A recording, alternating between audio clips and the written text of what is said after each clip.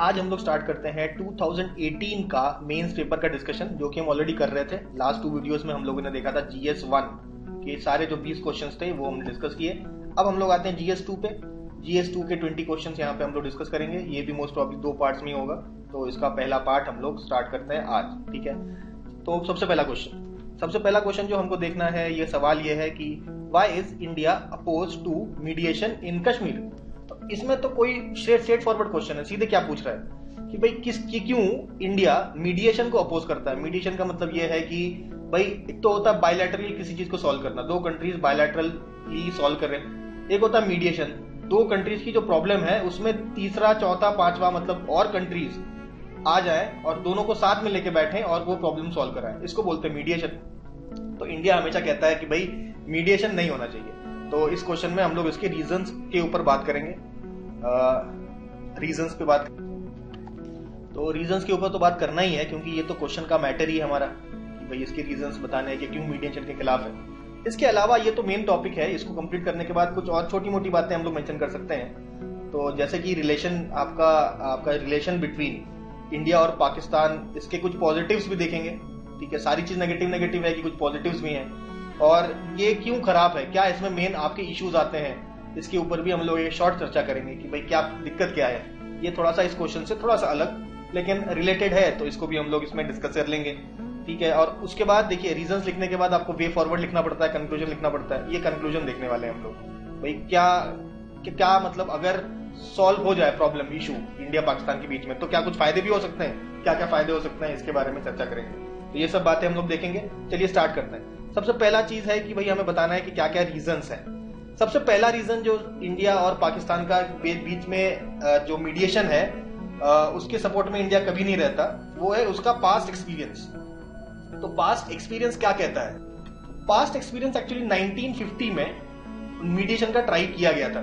तो उसमें क्या हुआ था, मीडिएशन कराने के लिए देखिए वर्ल्ड बैंक आ गया था, वर्ल्ड बैंक के अलावा यूनाइटेड नेशन आ गया था, साथ में कुछ कंट्रीज आ गए थे, जैसे यूएसए भी साथ में आया था, रशिया भी साथ में आया था, यूके भी साथ में आया था। लेकिन फायदा क्या हुआ? कुछ फायदा हुआ क्या?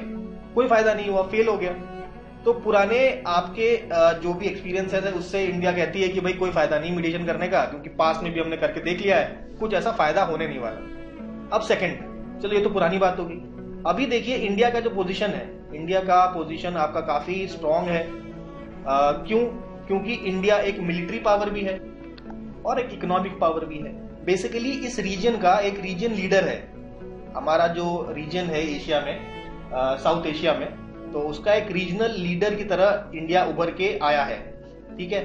और हमने क्या बात करी, इंडिया का पोजीशन स्ट्रांग इसलिए भी है क्योंकि इसका इकोनॉमी स्ट्रांग है, it has a very strong economy and military. तो अब ये बताइए, अगर इंडिया का पोजीशन इतना स्ट्रांग है और इंडिया आपका इंटरनेशनल असिस्टेंस मांगता है, मतलब कहता है कि फॉरेन कंट्रीज के लोग हमारे इंटरनल मैटर में दखल दें, तो क्या ये एक रीजनल लीडर की तरह बिहेव करना हुआ?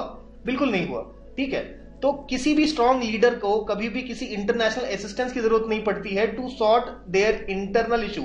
अपने इंटरनल इश्यूज को सॉल्व करने के लिए इंटरनेशनल कंट्रीज का हेल्प, इंटरनेशनल हेल्प लेना आपका स्ट्रेंथ नहीं शो करता, वीकनेस शो करता है। और इंडिया ऐसा वीकनेस शो करना क्यों चाहेगा? दूसरी बात, अब ये तो तीसरी बात ये देख सकते हैं, क्योंकि इंडिया का पोजीशन बड़ा स्ट्रांग है, इकोनॉमी और मिलिट्री। तो हमने देखा है जब भी कैसे मीडिएशन होते हैं, तो मीडिएशन में ना जो कमजोर कंट्री है उसका तो फायदा होता है, प्रॉफिट होता है, लेकिन जो ताकतवर कंट्री है उसका हमेशा लॉस ही होगा। तो इंडिया एक ताकतवर कंट्री है, इकोनॉमी स्ट्रांग है, मिलिट्री स्ट्रांग है, तो मीडिएशन करके कोई आपका गेन नहीं होने वाला है, ठीक है। कभी भी किसी स्ट्रांग नेशन को मीडिएशन करने के बाद फायदा नहीं होता, फायदा हमेशा कमजोर कंट्री को ही मिलता है। तो India being the stronger opponent, mediation करके कोई भी फायदा होने नहीं वाला इंडिया का। तो ये पॉइंट हम लोगों को यहाँ पे समझ में आ गया। इसके अलावा अगर हम कुछ आपके कुछ डिक्लेरेशंस हुए थे, जैसे कि 1972 की बात करें, 1972 में आपका शिमला समझौता हुआ था, शिमला डिक्लेरेशन हुआ था। और इसके बाद आपका 1999 में हम लोगों को पता है कि लाहौर डिक्लेरेशन हुआ था।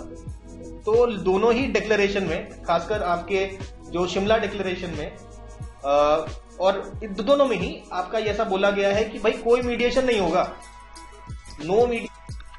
और अगर कोई भी आपके इश्यूज हैं इश्यूज मेनली क्या इश्यूज है, मेनली आपका कश्मीर के बारे में बात कर रहे हैं लोग, ठीक है। मेनली आपको कश्मीर का इशू है, इसको हम लोगों को बाइलैटरली ही सॉल्व करना चाहिए। तो यहाँ पे हमको ये समझ में आ गया कि ये सारे जो डिक्लेरेशंस हैं, ये इसमें भी हम लोग मना करते हैं कि कोई मीडिएशन नहीं होगा। तो काफी खटास है इंडिया पाकिस्तान के रिलेशनशिप में, लेकिन इंडिया पाकिस्तान के रिलेशन के कुछ अच्छे पॉइंट्स भी हम लोग देख सकते हैं। जैसे कि कई बार आपका इंडिया जो है कोलैबोरेशन किया है, ठीक है, कोलैबोरेशन किया है। जैसे कि आपका गुजरात अर्थक्वेक में जो 2001 में, तो गुजरात के अर्थक्वेक में पाकिस्तान ने सॉलिडारिटी शो की, और पाकिस्तान में अर्थक्वेक आया था 2005 में, उसमें इंडिया ने पाकिस्तान को हेल्प किया था। तो ये कुछ अच्छे पॉइंट्स भी है दोनों रिलेशंस में। इसके अलावा कल्चरल टाइज की बात अगर हम करें तो हम सबसे बड़ा इसका इंपॉर्टेंट एग्जांपल आ जाता है करतारपुर कॉरिडोर खोला गया है। इसका फायदा क्या है, पंजाब से लोग जा सकते हैं टूरिज्म पर्पज से। कहाँ जाएंगे, आपका गुरुद्वारा ननकाना साहिब। तो गुरुद्वारा ननकाना साहिब कहाँ पे है, आपका रावलपिंडी में है। तो करतारपुर कॉरिडोर के थ्रू आपके जो सिख बंधु हैं वो लोग आपका गुरुद्वारा ननकाना साहिब विजिट करने जा सकते हैं, जो कि भाई पाकिस्तान के रावलपिंडी में है। तो एक प्रकार का टूरिज्म को प्रमोट किया जा रहा है। नेक्स्ट, रिलीजियस टूरिज्म के पॉइंट ऑफ व्यू से तो ये कल्चरल टाइज आपका ग्रो हुआ है, ठीक है। इसके अलावा आपके स्ट्रेटेजिक पॉइंट ऑफ व्यू से अगर देखें, आपके एक स्ट्रेटेजिक पॉइंट ऑफ व्यू से आपका स्टार्टिंग में ही इंडस वाटर ट्रीटी साइन किया गया था, इंडस वाटर ट्रीटी भी साइन किया गया। तो ये कुछ प्रयास तो हुए हैं, पहले भी हुए हैं इंडिया पाकिस्तान के रिलेशनशिप को बेटर बनाने के लिए। ऐसा नहीं है कि प्रयास ही नहीं हुए हैं, ठीक है, लेकिन ये प्रयास तो किए गए हैं, लेकिन इश्यूज काफी बड़े बड़े हैं जो कि इस प्रॉब्लम को सॉल्व नहीं होने दे रहे हैं। कौन कौन से इश्यूज हैं इसको देख लेते हैं। तो मेन जो आपका इश्यूज है, सबसे पहला इशू है आपका पाकिस्तान जो है आपका स्पॉन्सर करता है आपका cross border terrorism, CBT, cross border terrorism. और सरकार कहती है भाई टेररिज्म और बातचीत एक साथ नहीं हो सकते, ठीक है। सेकंड अगर बात करें, ये पाकिस्तान आपका स्पॉन्सर करता है, सपोर्ट करता है किसको, आपका जो सेपरेटिस्ट मूवमेंट्स हैं। कहाँ, एक तो आपका जो कश्मीर में, एक तो कश्मीर के जो सेपरेटिस्ट हैं उनको सपोर्ट करता है, और पंजाब के जो सेपरेटिस्ट मूवमेंट है, ठीक है, उसको भी आपका सपोर्ट करता है पाकिस्तान। तो जो इंडिया के लिए ठीक नहीं है, इंडिया के सॉवरेनिटी और इंटीग्रिटी के लिए एक बहुत बड़ा थ्रेट है, ठीक है। इसके अलावा आपके डायरेक्ट टेरिटोरियल डिस्प्यूट्स हैं, जैसे कि सबसे पहले तो डिस्प्यूट की बात करें तो आप बात करेंगे कश्मीर की। कश्मीर के अलावा आपका गिलगिट बाल्टिस्तान इंडिया का पार्ट है जो पाकिस्तान कैप्चर किया हुआ है। नेक्स्ट बात हम लोग कर सकते हैं क्या, सर क्रीक गुजरात में है, वो भी पाकिस्तान क्लेम करता है। और फाइनली सियाचिन ग्लेशियर सबसे ऊंचा बैटलफील्ड ऑफ द वर्ल्ड, ये भी एक डिस्प्यूट का कारण बना हुआ है। तो ये सब जगह है जहां पे टेरिटोरियल डिस्प्यूट्स हैं, ठीक है। अच्छा, ये सारे डिस्प्यूट्स हैं और आप कांस्टेंट देखिए, आपका सीज फायर वायलेशन होता रहता है पाकिस्तान के द्वारा। तो ये तो हमने कुछ बात करी पॉलिटिकल इश्यूज की, अब कुछ इकोनॉमिक इश्यूज की बात कर लेते हैं। भाई इकोनॉमिकली भी बहुत दिक्कत है। सबसे पहली चीज, पाकिस्तान ने करा था पुलवामा। तो पुलवामा के रिटेलिएशन में इंडिया ने पाकिस्तान का जो मोस्ट फेवर नेशन का जो स्टेटस है, इस स्टेटस को आपका विड्रॉ कर लिया था। इट वॉज विथड्रॉन, ठीक है। मोस्ट फेवर्ड नेशन का स्टेटस विथड्रॉ कर लिया गया था। तो ऑब्वियसली इसका इम्पैक्ट आपके ट्रेड पे पड़ा, ठीक है, ट्रेड कम हो गया। इसके अलावा इंडिया ने आर्टिकल 370 को जब रिमूव किया था तो भाई पाकिस्तान ने कहा कि भाई हम लोग ट्रेड नहीं करेंगे। पाकिस्तान ने कहा trade suspended between India and Pakistan. तो पाकिस्तान ने ट्रेड सस्पेंड कर दिया और इंडिया का सामान वो उधर से दुबई और UAE से महंगा खरीदते हैं, ठीक है। चलिए ठीक है, अच्छी बात है, उनको ये बेटर लग रहा है तो ऐसा हुआ। उसके बाद सबसे बड़ा इंडिया को जो नुकसान हो रहा है इसका, वो ये है कि इंडिया ट्रेड करना चाहती है किसके साथ, इंडिया ट्रेड करना चाहती है आपका अफगानिस्तान के साथ, ठीक है। तो अफगानिस्तान के साथ जो ट्रेड एक्सेस टू अफगानिस्तान है, ये अलाउ नहीं करता पाकिस्तान इसको अलाउ नहीं करता, कहता है कि भाई आप नहीं कर सकते ट्रेड किसके साथ, अफगानिस्तान के साथ। तो ये कुछ इश्यूज हैं। अच्छा, ये इश्यूज को सॉल्व करना क्यों जरूरी है भाई, ये इश्यूज सॉल्व कर देंगे तो क्या फायदे होंगे, इस पे भी चर्चा कर लेते हैं एक बार। भाई सबसे पहला फायदा तो देखिए इंडिया को होगा, इंडिया की कनेक्टिविटी। कनेक्टिविटी आपका और एक्सेस हो जाएगा आपका किसको, आपका अफगानिस्तान के साथ एक्सेस हो जाएगा, ठीक है। अफगानिस्तान के अलावा सेंट्रल एशिया के साथ भी एक्सेस हो जाएगा। तो कनेक्टिविटी के साथ ट्रेड वगैरह इंप्रूव करेंगे, लेकिन जो कि हो नहीं पाता क्योंकि पाकिस्तान बीच में आ जाता है और हमारा कोई डायरेक्टली लैंड कनेक्शन नहीं होता है अफगानिस्तान के साथ, क्योंकि ऑब्वियसली पीओके तो पाकिस्तान ने कैप्चर करा हुआ है। तो इसलिए काफी बड़ा लॉस होता है इंडिया को। ये लॉस को पूरा करने के लिए अगर अच्छे रिलेशनशिप हो तो ये लॉस ना हो। दूसरी बात, आपका ट्रेड और ज्यादा बढ़े। भाई ट्रेड आपका अगर ज्यादा बढ़ेगा तो भैया जो पाकिस्तान को जो एक्स्ट्रा कॉस्ट देना पड़ेगा, ठीक है, वो डिक्रीज हो जाएगा। और इसके अलावा देखिए बेसिकली पाकिस्तान क्या करता है, आपका इंपोर्ट करता है किसके साथ, जो भी आपका गुड्स फ्रॉम इंडिया है वो इंडिया से डायरेक्ट ना खरीद के आपका दुबई से लेता है या आपका हांगकांग से लेता है। ऑब्वियसली यहां से इंडिया का माल अगर इन कंट्रीज से लेंगे तो ऑब्वियसली उनको महंगा पड़ेगा, तो ये बिना मतलब का खर्चा करता है क्योंकि इंडिया के साथ ट्रेड नहीं करना है उन्हें, ठीक है। इसके अलावा देखिए अगर आपका ट्रेड बढ़ेगा, पीस होगा, अगर पीस का तो हमेशा फायदा होता ही है, दोनों कंट्रीज को होगा। अगर पीस प्रिवेल करता है तो ऑब्वियसली आप फोकस कर पाएंगे आपके सोशल इश्यूज में, तो आप फोकस कर पाएंगे आपके सोशल इश्यूज में, आप डील कर पाएंगे। सोशल इश्यूज जैसे क्या हो गया, अनएम्प्लॉयमेंट को डील करेंगे, अनएम्प्लॉयमेंट हो गया, पॉवर्टी। और आए दिन हम लोग जैसे झगड़ा करते रहते हैं इंडस के पानी पर, ठीक है, इंडस वाटर, इंडस रिवर पे आपके हाइड्रो इलेक्ट्रिक प्रोजेक्ट बनाकर इंडिया और पाकिस्तान का एनर्जी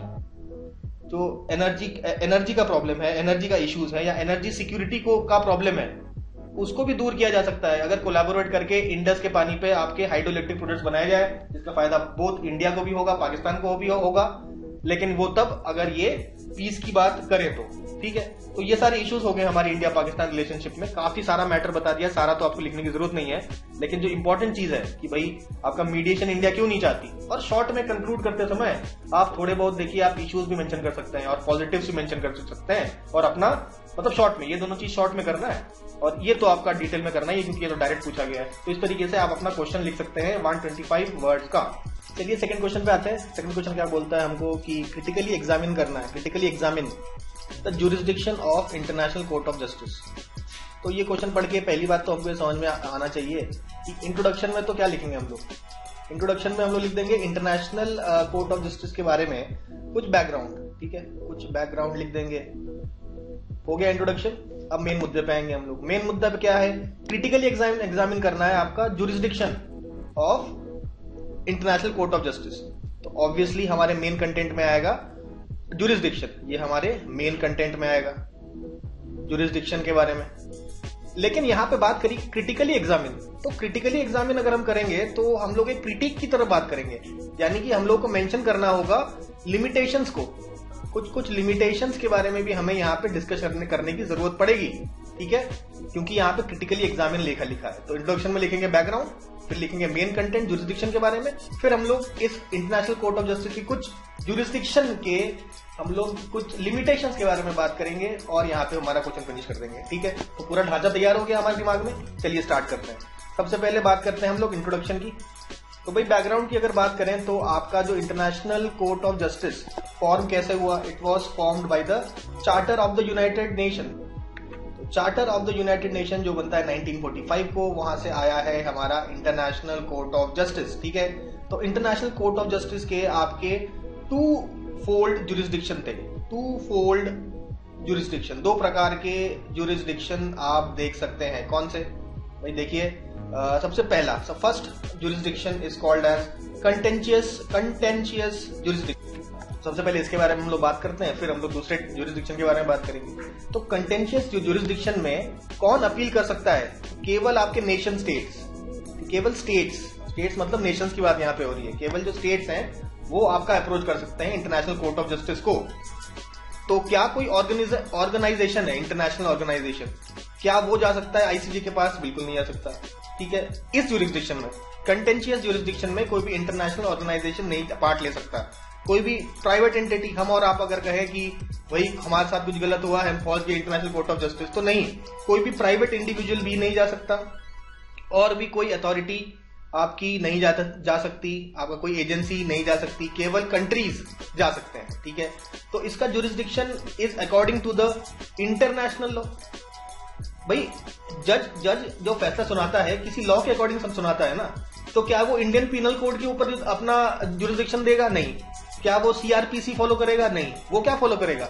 इंटरनेशनल जो भी लॉ बने हुए हैं, इंटरनेशनल लॉ का पालन हो रहा है कि नहीं, ये देखने का काम है इंटरनेशनल कोर्ट ऑफ जस्टिस का। अगर इसका वायोलेशन होता है तो कोई भी कंट्री जा सकती है under the contentious jurisdiction to the international court of justice.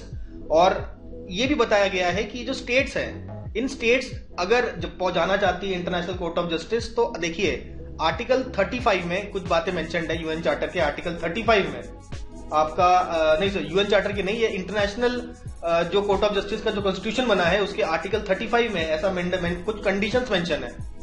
उन कंडीशंस को अगर आप फुलफिल करेंगे तो आप जा सकते हैं भाई इंटरनेशनल कोर्ट ऑफ जस्टिस में, कोई दिक्कत नहीं है। और इंटरनेशनल लॉ के हिसाब से आपका जजमेंट पास होगा। और ये बात हमें समझ में आ गई। दूसरा जुरिस्डिक्शन है, इसको हम लोग बोलते हैं एडवाइजरी जुरिस्डिक्शन। एडवाइजरी जुरिस्डिक्शन भाई क्या है इस जुरिस्डिक्शन में? तो जो एडवाइजरी जुरिस्डिक्शन है उसमें क्या मेंशन होता है? सबसे पहले तो ये है वहां कौन जा सकता है। तो इसको अप्रोच करने का अधिकार किसके पास है? आपके organs of the United Nations, ठीक है, ऑर्गन्स ऑफ यूएन। क्या ऑर्गन्स ऑफ यूएन आपका कंटेंशियस जुरिस्डिक्शन में आपका एक्सेस कर सकते हैं? इंटरनेशनल कोर्ट ऑफ जस्टिस नहीं कर सकते, लेकिन एडवाइजरी जुरिस्डिक्शन में वो कर सकते हैं। और भी कोई एजेंसीज अगर जाना चाहे, यूएन की एजेंसी जाना चाहे या कोई भी आपका इंटरनेशनल ऑर्गेनाइजेशन, ठीक है, इससे रिलेटेड अगर जाना चाहे तो वो भी इंटरनेशनल कोर्ट ऑफ जस्टिस में जा सकता है अंडर द एडवाइजरी जुरिस्डिक्शन। और आपका जो एडवाइजरी में जा सकता है लेकिन कंटेंशियस में नहीं जा सकता, कंटेंशियस में आपका नहीं जा सकता। तो ये कुछ बातें हम लोगों ने यहाँ पे समझ ली हैं। तो जुरिस्डिक्शन का क्लियर हो गया। तो मेन कंटेंट इतना हम लोग लिख देंगे, 125 वर्ड से लिखना है तो उसमें ज्यादा लिखना नहीं होता, ठीक है। फाइनल चीज हम लोग को बात करना है क्रिटिकली एग्जामिन। तो भाई क्रिटिकल एग्जामिन करने के लिए हमको कुछ लिमिटेशंस की बात यहाँ पे करनी पड़ेगी। तो आइए बात करते हैं कुछ limitations of international court of justice के जुरिस्डिक्शन। तो सबसे पहला लिमिटेशन है, अगर किसी का भी कोई ह्यूमन राइट्स वायलेशन होता है, ठीक है, ह्यूमन राइट्स, तो इसके अंडर आपके वॉर क्राइम्स भी आ गए ना।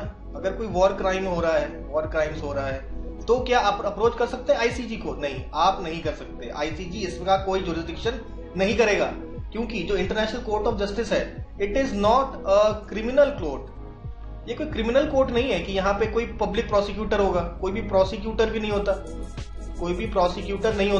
तो कोई भी क्रिमिनल केसेस के लिए आपको प्रोसिक्यूशन नहीं किया जा सकता, ठीक है। तो ये एक बड़ी लिमिटेशन है।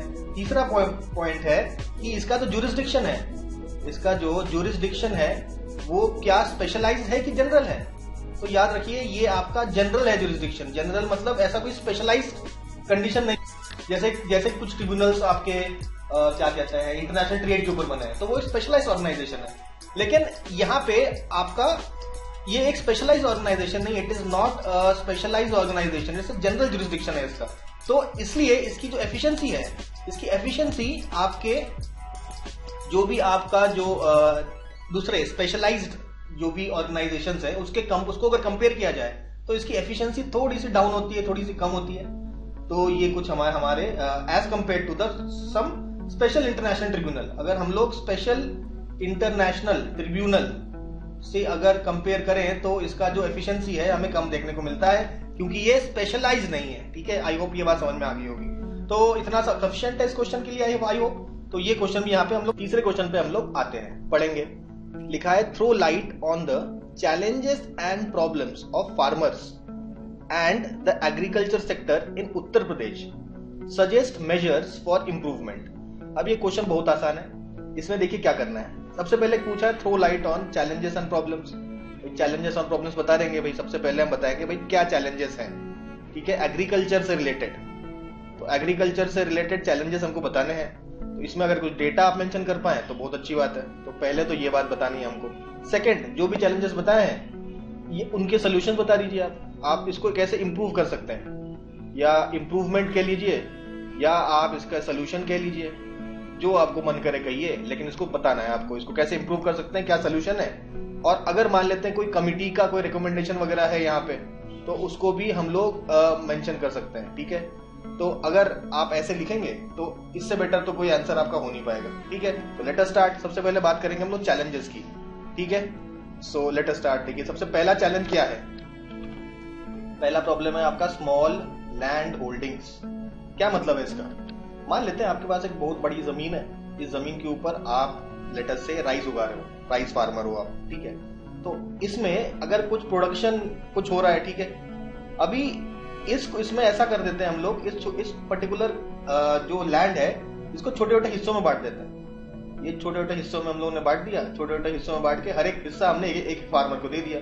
तो एक बड़े लैंड को जब हम लोग ऐसे छोटे छोटे पीसेस में बांट देते हैं, ठीक है, तब हम लोग देखते हैं कि जो प्रोडक्शन होता है वो बहुत कम हो जाता है। ठीक है, प्रोडक्शन में काफी डिक्रीज होता है, लेकिन इसी सारे जो छोटे छोटे लैंड को अगर एक साथ एक फार्मर उस प्रोडक्शन करे तो आपका प्रोडक्शन आपका ज्यादा होता है।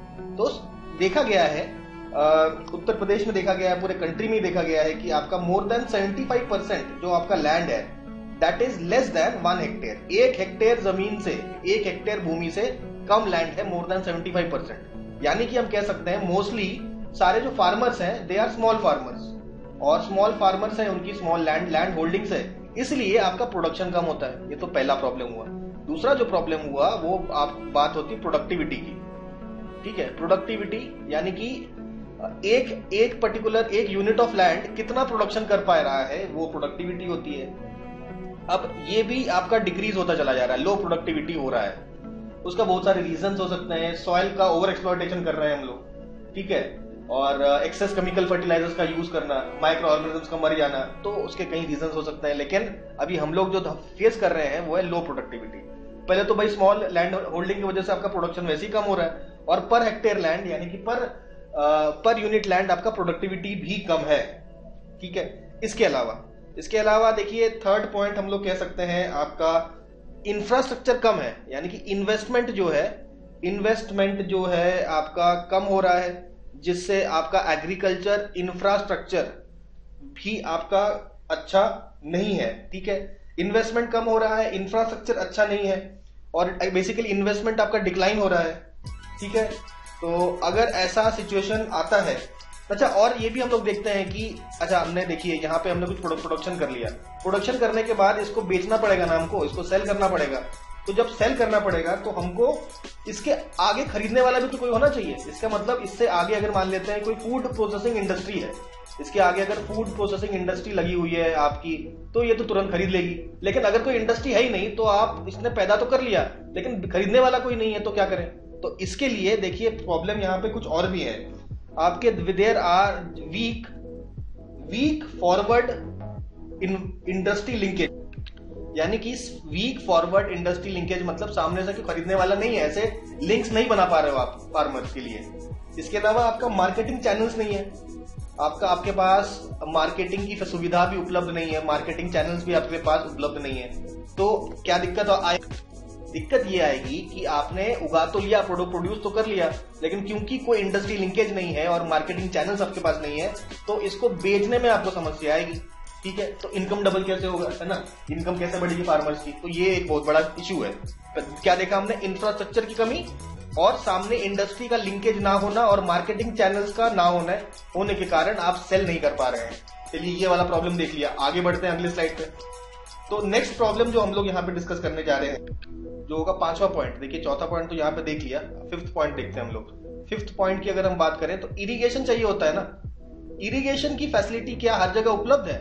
नहीं, हर जगह इरिगेशन की फैसिलिटी भी आपका उपलब्ध नहीं है। ठीक है, तो ये भी उपलब्ध कराने की जरूरत है।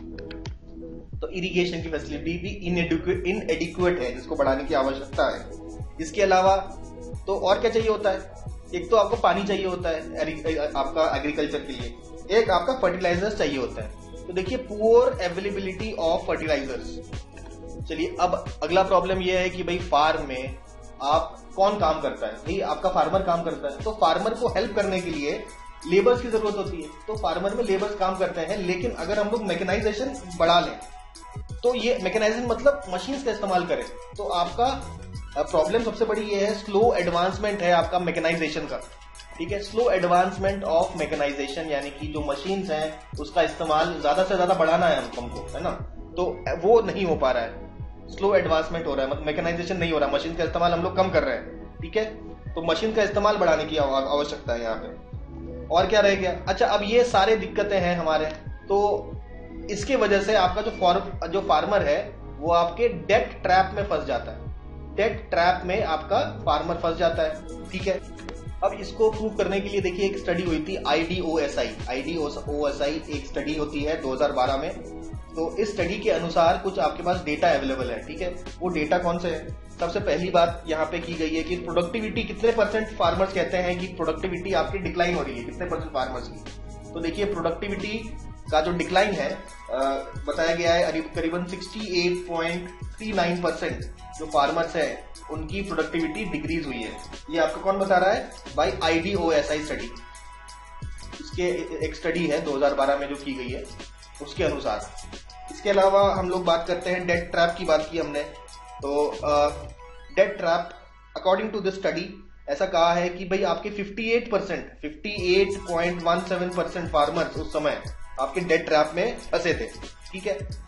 इसके बाद अगर हम बात करें तो इरिगेशन की, तो यहाँ पे 58.17% फार्मर्स आपका बोलते हैं कि उनको इरिगेशन प्रॉपर नहीं मिल पा रहा है, इनएडिक्वेट इरिगेशन की समस्या है उनको। और अगर फर्टिलाइजर्स की बात करें तो 64.52% फार्मर्स का कहना है कि आपका फर्टिलाइजर्स उनको नहीं मिल पा रहे हैं अच्छे।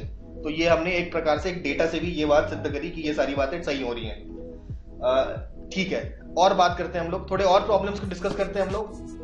तो एग्रीकल्चर के प्रॉब्लम्स को हम लोग 3 पार्ट में तोड़ सकते हैं कि भाई देखिए प्री हार्वेस्ट क्या क्या प्रॉब्लम्स आती हैं आपको, ड्यूरिंग हार्वेस्ट क्या क्या प्रॉब्लम आपको देखने को मिलती है, और हार्वेस्ट होने के बाद क्या क्या प्रॉब्लम्स आप फेस करते हैं। सबसे पहले भाई प्री हार्वेस्ट की अगर हम बात करें तो सबसे पहला प्रॉब्लम तो आपका स्मॉल लैंड होल्डिंग्स हो गया। ये हम लोग डिस्कस कर चुके हैं, लोग देख चुके हैं कि आपके मोर देन 75% आपके फार्मर्स ऐसे हैं,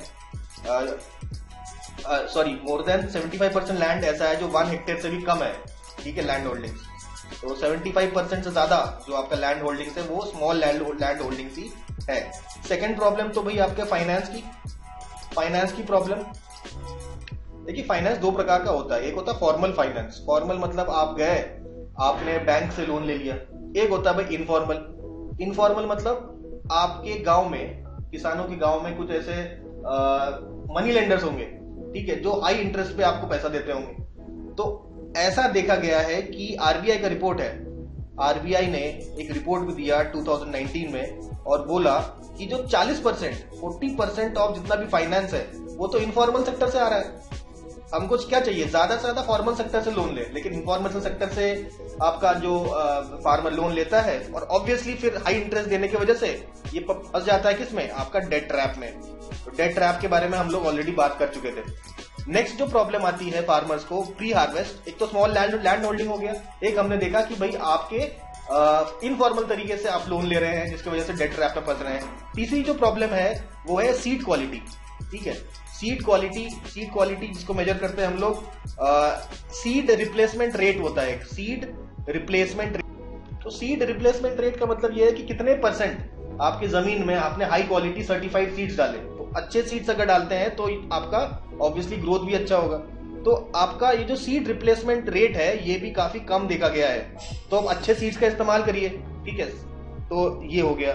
इसके अलावा गवर्नमेंट की तरफ से कुछ प्रॉब्लम्स आप देख सकते हैं, जैसे कि पुअर लैंड रिकॉर्ड, आपका लैंड रिकॉर्ड प्रॉपर नहीं है। तो लैंड रिकॉर्ड को इसलिए भाई डिजिटाइज करने की भी जरूरत है। खैर ये तो सोल्यूशन में हम लोग बात करेंगे। पुअर लैंड रिकॉर्ड्स, प्रॉपर तरीके से रिकॉर्ड्स आपके मेंटेन्ड नहीं है लैंड रिकॉर्ड। और इसके अलावा भाई फार्मर्स जो है प्रॉपर टेक्नोलॉजी का इस्तेमाल नहीं कर रहे हैं। तो ये कुछ प्रॉब्लम्स है आपके प्री हार्वेस्ट। अब आते हैं भाई ड्यूरिंग हार्वेस्ट, ड्यूरिंग हार्वेस्ट नहीं, ड्यूरिंग ग्रोथ बोलना पड़ेगा ना हमको, ग्रोथ के दौरान। तो ग्रोथ के दौरान क्या प्रॉब्लम आते हैं, पहले तो भाई पेस्ट्स, जो आपके पेस्ट्स होते हैं वो आपके क्रॉप्स को खराब कर देते हैं, ठीक है। इसके अलावा सेकंड प्रॉब्लम है आपका क्लाइमेट चेंज। अब देखिए क्लाइमेट चेंज हो रहा है, क्लाइमेट चेंज की वजह से आप कभी देखते हैं कि आपका ड्राउट आ जाता है, आप कभी देखते हैं कि आप फ्लड्स आ जाते हैं, ठीक है।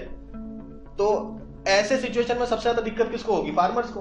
क्योंकि भाई ड्राउट भी एक इशू है जिसकी वजह से आपकी क्रॉप प्रोडक्शन में प्रॉब्लम होगा, और फ्लड्स भी एक कारण है जिसकी वजह से आपका क्रॉप प्रोडक्शन में आपको प्रॉब्लम देखने को मिलेगा।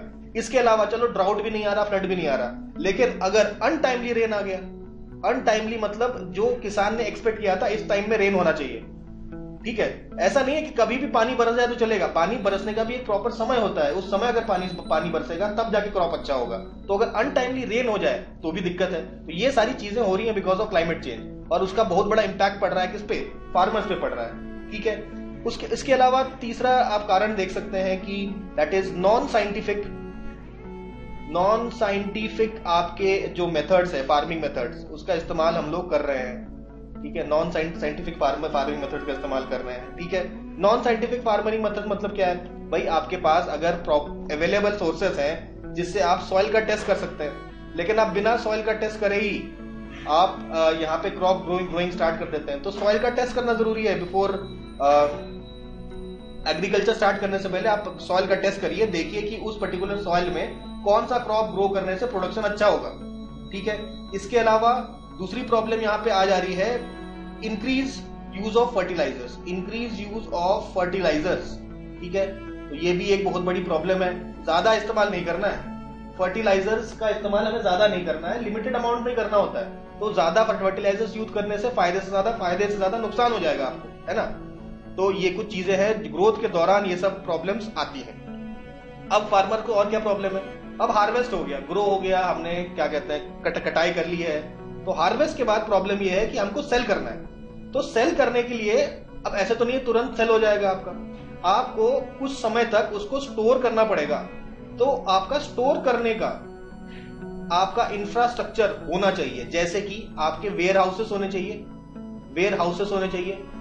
आपके कोल्ड स्टोरेज होने चाहिए, कूलिंग यूनिट, मतलब एक कम टेम्परेचर में स्टोर करने का आपका पास ऑप्शन होना चाहिए। तो ऐसे आपके यूनिट्स बनाने की जरूरत है, इंफ्रास्ट्रक्चर डेवलप करना है आपके वेयर हाउसेस में और कोल्ड स्टोरेज यूनिट्स में, ठीक है। नेक्स्ट आपका प्रॉब्लम सबसे बड़ा हो जाता है कि अगर तुरंत आपका प्राइस फॉल हो जाए, आपने कटाई करी लेकिन प्राइस आपका तुरंत गिर गया, प्राइस क्रैश हो गया, क्योंकि आपके फूड आइटम के जो प्राइस होते हैं वोलेटाइल होते हैं, कभी हाई होता है कभी लो होता है। अगर बेचते समय जब आपने कटाई कर ली, हार्वेस्ट कर ली और तुरंत देखा कि प्राइस तो मार्केट में है ही नहीं, तो ये सबसे बड़ी समस्या हो जाती है। इसके अलावा भाई एमएसपी रिलेटेड कई सारे प्रॉब्लम्स है, ये हम लोग ऑलरेडी जानते हैं, इस पर तो काफी बातें कर सकते हैं। एमएसपी रिलेटेड प्रॉब्लम्स यानी कि भाई हम जानते हैं कि सारे फार्मर्स को एमएसपी नहीं मिल पाता, कुछ अमीर फार्मर्स को ही मोस्टली मिलता है एमएसपी सारे क्रॉप्स में नहीं मिलता। तो इसलिए कई बार हम लोग देखते हैं वो एरिया जहाँ पे पानी ज्यादा नहीं होता, जैसे कि पंजाब हरियाणा वगैरह, जहाँ पे आपका राइस की खेती नहीं होनी चाहिए, वहां भी लोग राइस की खेती कर रहे हैं क्योंकि एमएसपी मिलता है राइस और वीट पे और बाकी क्रॉप्स में नहीं मिल रहा है। तो एमएसपी रिलेटेड प्रॉब्लम्स भी फार्मर्स को फेस करने पड़ते हैं। एमएसपी का पूरा फायदा सारे फार्मर्स को नहीं मिल पाया है, केवल अमीर फार्मर्स या बड़े फार्मर्स इसका फायदा लेते हैं, छोटे फार्मर्स को इसका फायदा नहीं मिल पाता है, ठीक है। इसके अलावा क्या हो गया, अब हमें भाई बेचना है ना, लेकिन खरीदने वाला ही कोई नहीं है, तो कोई भी फूड प्रोसेसिंग आपका इंडस्ट्री नहीं लगा है।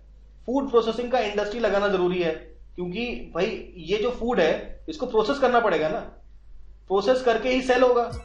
तो फूड प्रोसेसिंग यूनिट्स लगाने की जरूरत है, तो इसकी कमी भी है, lack of food processing infrastructure, ठीक है। तो यहाँ पे हमने काफी सारी बातें कर ली हैं हम लोगों ने एग्रीकल्चर के प्रॉब्लम्स की। अब हमें आना है next part of the question, that is solutions ढूंढने हमें इसके, ठीक है। इस सॉल्यूशंस की बात करेंगे तो पहले तो हम लोग बात कर सकते हैं कुछ गवर्नमेंट के इनिशिएटिव्स जो अच्छे इनिशिएटिव्स हैं, जैसे कि पीएम किसान सम्मान निधि। इसके अलावा आपका एक ई मार्केट है, ई नाम करके, ENAM। इसके बाद आपका PM फसल बीमा योजना। तो इस प्रकार के फसल बीमा योजना, तो इस प्रकार के आपके प्रोग्राम्स सरकार कर रही है जो कि फार्मर्स को काफी फायदा पहुंचा रही है, ठीक है। लेकिन बहुत सारी काम करने की भी जरूरत भी है। क्या क्या काम और हम लोग कर सकते हैं, ठीक है। सबसे पहला काम ये कर सकते हैं कि भाई जो फार्मर्स है, फार्मर्स को हमें ऑप्शन देना है कि वो केवल आपके APMC के मंडीज होते हैं, उनको यहीं पे सेल करने की अनुमति मिलती है और कहीं ये लोग सेल नहीं कर पाते हैं। तो उनको ऑप्शन देने की जरूरत है, उनको अलाउ करना है कि दे कैन सेल एनीवेयर, कि कहीं भी वो सेल कर सकते हैं, ठीक है। तो ये उनको ये अनुमति मिलनी चाहिए। सेकंड, फार्मर्स को सरकार से जो मदद मिलती है जैसे पीएम किसान सम्मान वगैरह, तो उसके लिए क्या इंपॉर्टेंट था? Direct benefit transfer. Direct benefit transfer हर जगह होना चाहिए ताकि आपका करप्शन को रिमूव किया जा सके। ठीक है, आपके करप्शन को रिमूव किया जा सके और डायरेक्ट बेनिफिट आपको फार्मर्स तक पहुंचाया जा सके। ठीक है, direct benefit to the farmer, मतलब अकाउंट में डायरेक्टली पैसा जमा हो जाए, बीच में कोई करप्शन की वजह से वो पैसा खा ना ले। तो ये हमको ध्यान में रखना है।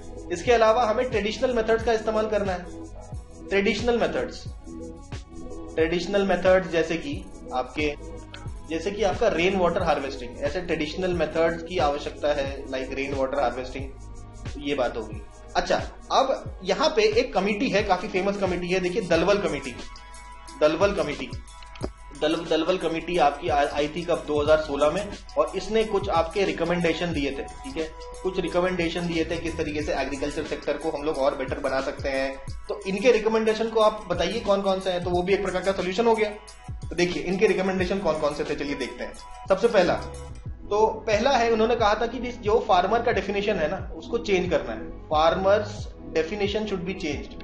अब क्यों चेंज करने की जरूरत है और किसको इंक्लूड करना है हमें चेंज करके? तो फार्मर का डेफिनेशन चेंज करना है ताकि ऐसे लोग जो कि आपके शेयर क्रॉपर्स हैं उनको भी इंक्लूड किया जा सके। अब यहाँ पे सवाल उठता है कि आखिर ये शेयर क्रॉपर्स और टेनेंट फार्मर्स क्या होते हैं? तो जैसे कि एक जमीन है, ये एक जमीन एक पर्सन है ए के नाम पे। ठीक है, ए के नाम पे जमीन है, लेकिन ए इस पे खेती नहीं करता। ए ने इसको बी को दे दिया खेती करने के लिए। बी इस जमीन पे खेती करता है और इस पर्टिकुलर खेत में जितना भी आपका क्रॉप उगता है उसका एक परसेंटेज ए को दे देता है एज अ रेंट। ठीक है, तो इस प्रकार की जो फार्मिंग होती है उसको हम लोग बोल सकते हैं टेनेंट फार्मिंग। अब जो सरकार के डेटा में सरकार क्या कहेगी? ए फार्मर है, लेकिन क्या बी को फार्मर माना जाएगा? क्योंकि बी के नाम पे तो लैंड नहीं है। तो ऐसे कुछ प्रावधान बनाने की जरूरत है कि जो बी है उसको भी एक फार्मर का दर्जा मिले, क्योंकि फार्मर को कई सारे बेनिफिट मिलते हैं। तो इस बेनिफिट का लाभ बी को भी उठाने दिया जाना चाहिए। इसलिए कहा गया है कि फार्मर्स की डेफिनेशन चेंज करिए। और दूसरी चीज है, इन फार्मर्स का एक आपको प्रॉपर डेटाबेस बनाने की जरूरत है। प्रॉपर एक डेटाबेस बनाने की जरूरत है। ठीक है, ये भी रिकमेंडेशन दिया था भाई दलवल कमेटी। और भी कुछ बातें करी थी इन्होंने आपके दलवल कमेटी में, वो डिस्कस करते हैं। तो उन्होंने कहा था, देखिए इन्वेस्टमेंट आपको बढ़ाना है, इन्वेस्टमेंट आपको इंक्रीज करना है एग्रीकल्चर सेक्टर में। और ऐसा नहीं है कि मतलब अंधाधुंध पैसा डाल दीजिए। ऐसा होगा कि आपके जो एग्रीकल्चर के कुछ ऐसे सब सेक्टर्स आपके डिसाइड करने जिनको इन्वेस्टमेंट में आपको प्रायोरिटी देनी चाहिए। ठीक है, ये तो बताया कुछ स्पेशल सब सेक्टर्स को प्रायोरिटी देनी है। कितना इन्वेस्टमेंट होना चाहिए इसका भी रोड मैप दिया गया। देखिए 2016 में कमेटी की रिपोर्ट आई थी। 2016 से 2022 तक उन्होंने कहा था कि जो CAGR है आपका, देखिए दो प्रकार के इन्वेस्टमेंट होने चाहिए ना आपका। एक तो प्राइवेट इंडिविजुअल्स में इन्वेस्टमेंट, एक तो देखिए प्राइवेट हो सकता है, या तो पब्लिक हो सकता है, या तो गवर्नमेंट के द्वारा आपका किया गया हो इन्वेस्टमेंट। तो दोनों ही जरूरी है।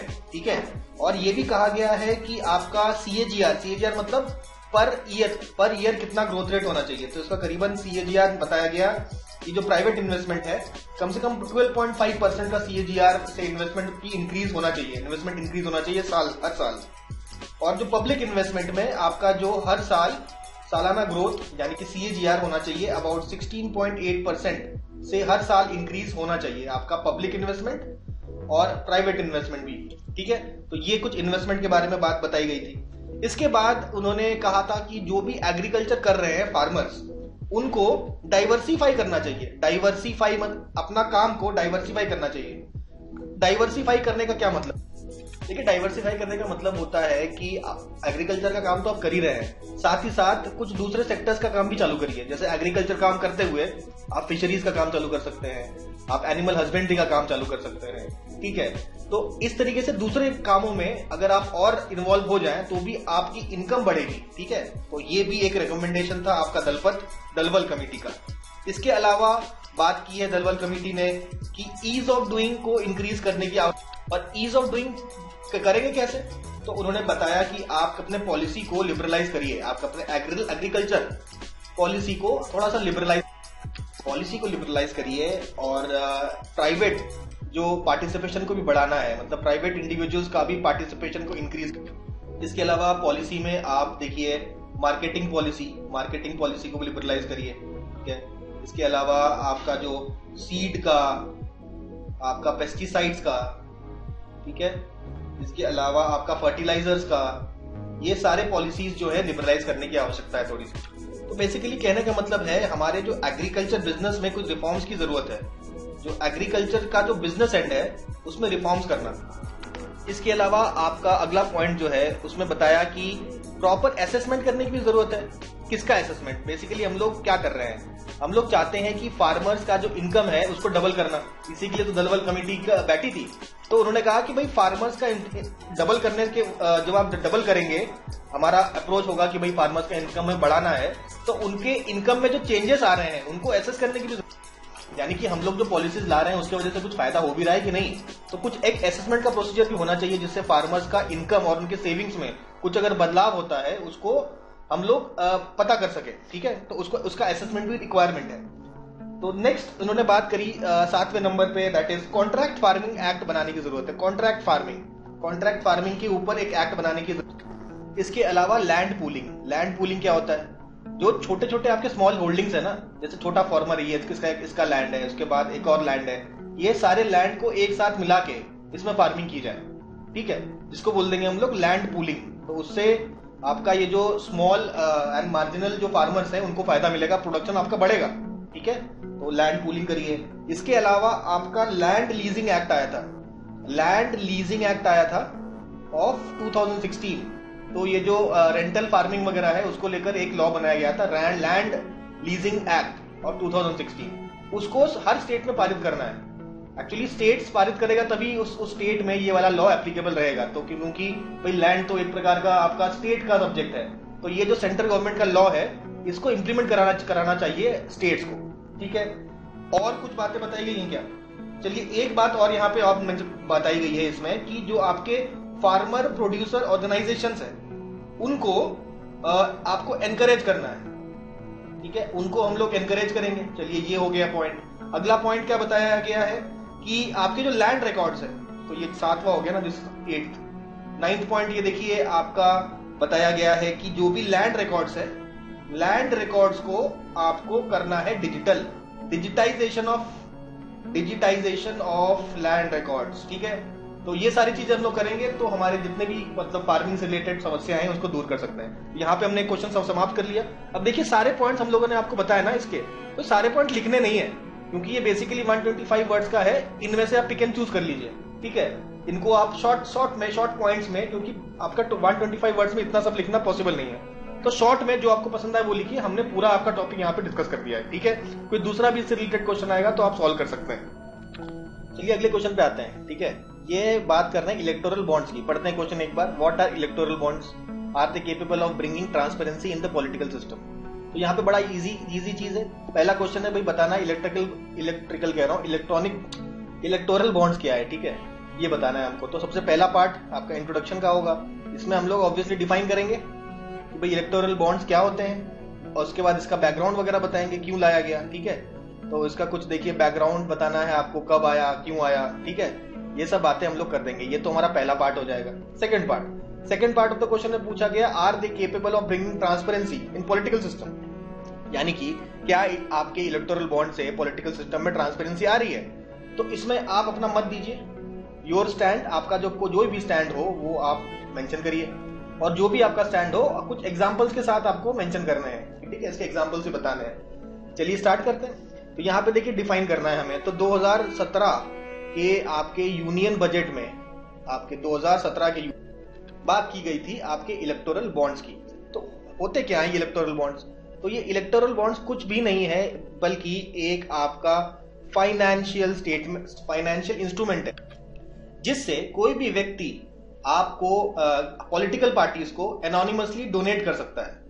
यहाँ पे शब्द इंपॉर्टेंट है, एनोनिमसली, यानी कि किसी को भी पता लगाना मुश्किल होगा कि किसने डोनेट किया और कौन से पार्टी को डोनेट किया, और पॉलिटिकल पार्टी को इस तरीके से आप डोनेट कर सकते हैं, ठीक है। ऑब्वियसली ये सारी डिटेल्स आपके एसबीआई के पास रहेंगे क्योंकि केवल एसबीआई ही एकमात्र आपका बैंक है जो ये फाइनेंशियल इंस्ट्रूमेंट यानी कि इलेक्टोरल बॉन्ड्स इशू करता है। तो कोई भी व्यक्ति जाके इसको खरीद सकता है। अच्छा, कौन खरीद सकता है?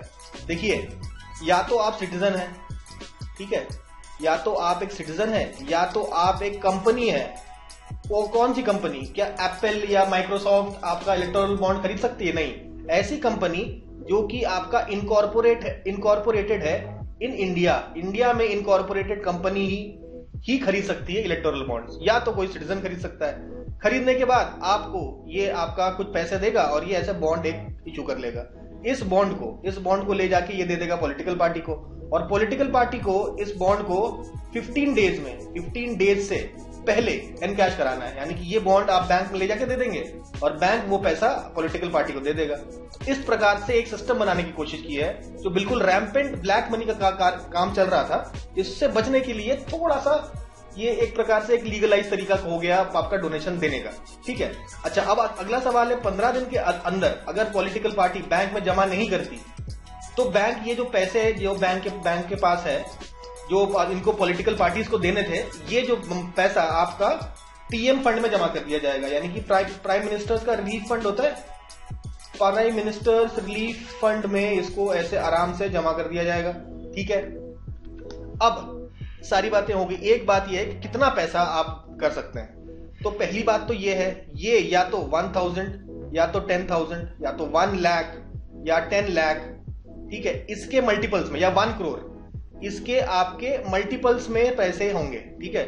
मल्टीपल्स, आप ये नहीं कह सकते कि मैं भाई मेरा मन कर रहा है 596 रुपीज का मैं बॉन्ड खरीदूं, नहीं, ऐसा नहीं कर सकते आप। 1000 के मल्टीपल्स में हो सकता है, ठीक है, 1000, 2000, 3000 हो सकता है, तो ये नहीं कर सकते, ठीक है। इसका अपर लिमिट क्या है? तो इसका कोई अपर लिमिट नहीं है, नो अपर लिमिट, कोई भी नहीं, कितने भी हजारों लाखों करोड़ों आप दे सकते हैं, कोई भी अपर लिमिट यहाँ पे नहीं बताई गई है इस बॉन्ड का। तो ये तो हो गया इंट्रोडक्शन। क्या हम ये कह सकते हैं कि क्वेश्चन का पहला पार्ट हम लोगों ने यहाँ पे फिनिश कर दिया। अब देखिए दूसरा पार्ट की बात करेंगे, क्या ये ट्रांसपेरेंसी ला रहे हैं पॉलिटिकल सिस्टम में? चलिए ये समझ। तो भाई बात तो ये कही गई थी कि ये पूरी तरीके से तो लीगल, मतलब थोड़ा सा लीगलाइज वर्जन है। जो पॉलिटिकल जो फंडिंग है, जिसका कोई अता पता नहीं था कैसे हो रहा था, उसमें थोड़ा सा एक पॉजिटिव लीगल पॉइंट लाने की कोशिश की गई है। लेकिन कई सारे कंसर्न्स हैं, जैसे कि भाई इलेक्शन कमीशन ऑफ इंडिया ने ऐसा कह दिया कि भाई ये तो एक तरीका हो सकता है कि आपका जो अगर कोई ब्लैक मनी है, आपका कोई ब्लैक मनी है, ठीक है, इस ब्लैक मनी से या कोई फॉरेन फंड्स, ठीक है, कोई फॉरेन फंड, ये आपका पंप करने का तरीका है सिस्टम में आप इसको पंप कर सकते हैं। और फॉरेन फंड और ब्लैक मनी अगर आपको पंप करनी है तो आपको क्या बनाना है? एक शेल कंपनी बनानी है। एक शेल कंपनी बना के आप आराम से इलेक्टोरल बॉन्ड खरीद सकते हैं और इलेक्शन को फंड कर सकते हैं। तो बेसिकली हम लोग क्या कर रहे हैं? ब्लैक मनी का इस्तेमाल कर रहे हैं फॉर पॉलिटिकल फंडिंग के लिए ब्लैक मनी का इस्तेमाल कर रहे हैं हम लोग, ठीक है। ऐसा इलेक्शन कमीशन का कहना था कि भाई ऐसा हो सकता है। तो ये तो इलेक्शन कमीशन के कंसर्न्स है। आरबीआई ने कहा कि ये तो भाई एक प्रकार का ओपेकनेस है, ठीक है, एक प्रकार का ओपेकनेस है। क्यों ओपेकनेस है? हमको पता ही नहीं चल रहा, ओनरशिप का पता ही नहीं चल रहा। No way to trace the ownership पता नहीं चल रहा, किसने किसको देना है, किसने ये पैसा किसको दिया, ये पता नहीं चल पा रहा, ठीक है, क्योंकि एनोनिमस है ना, ठीक है।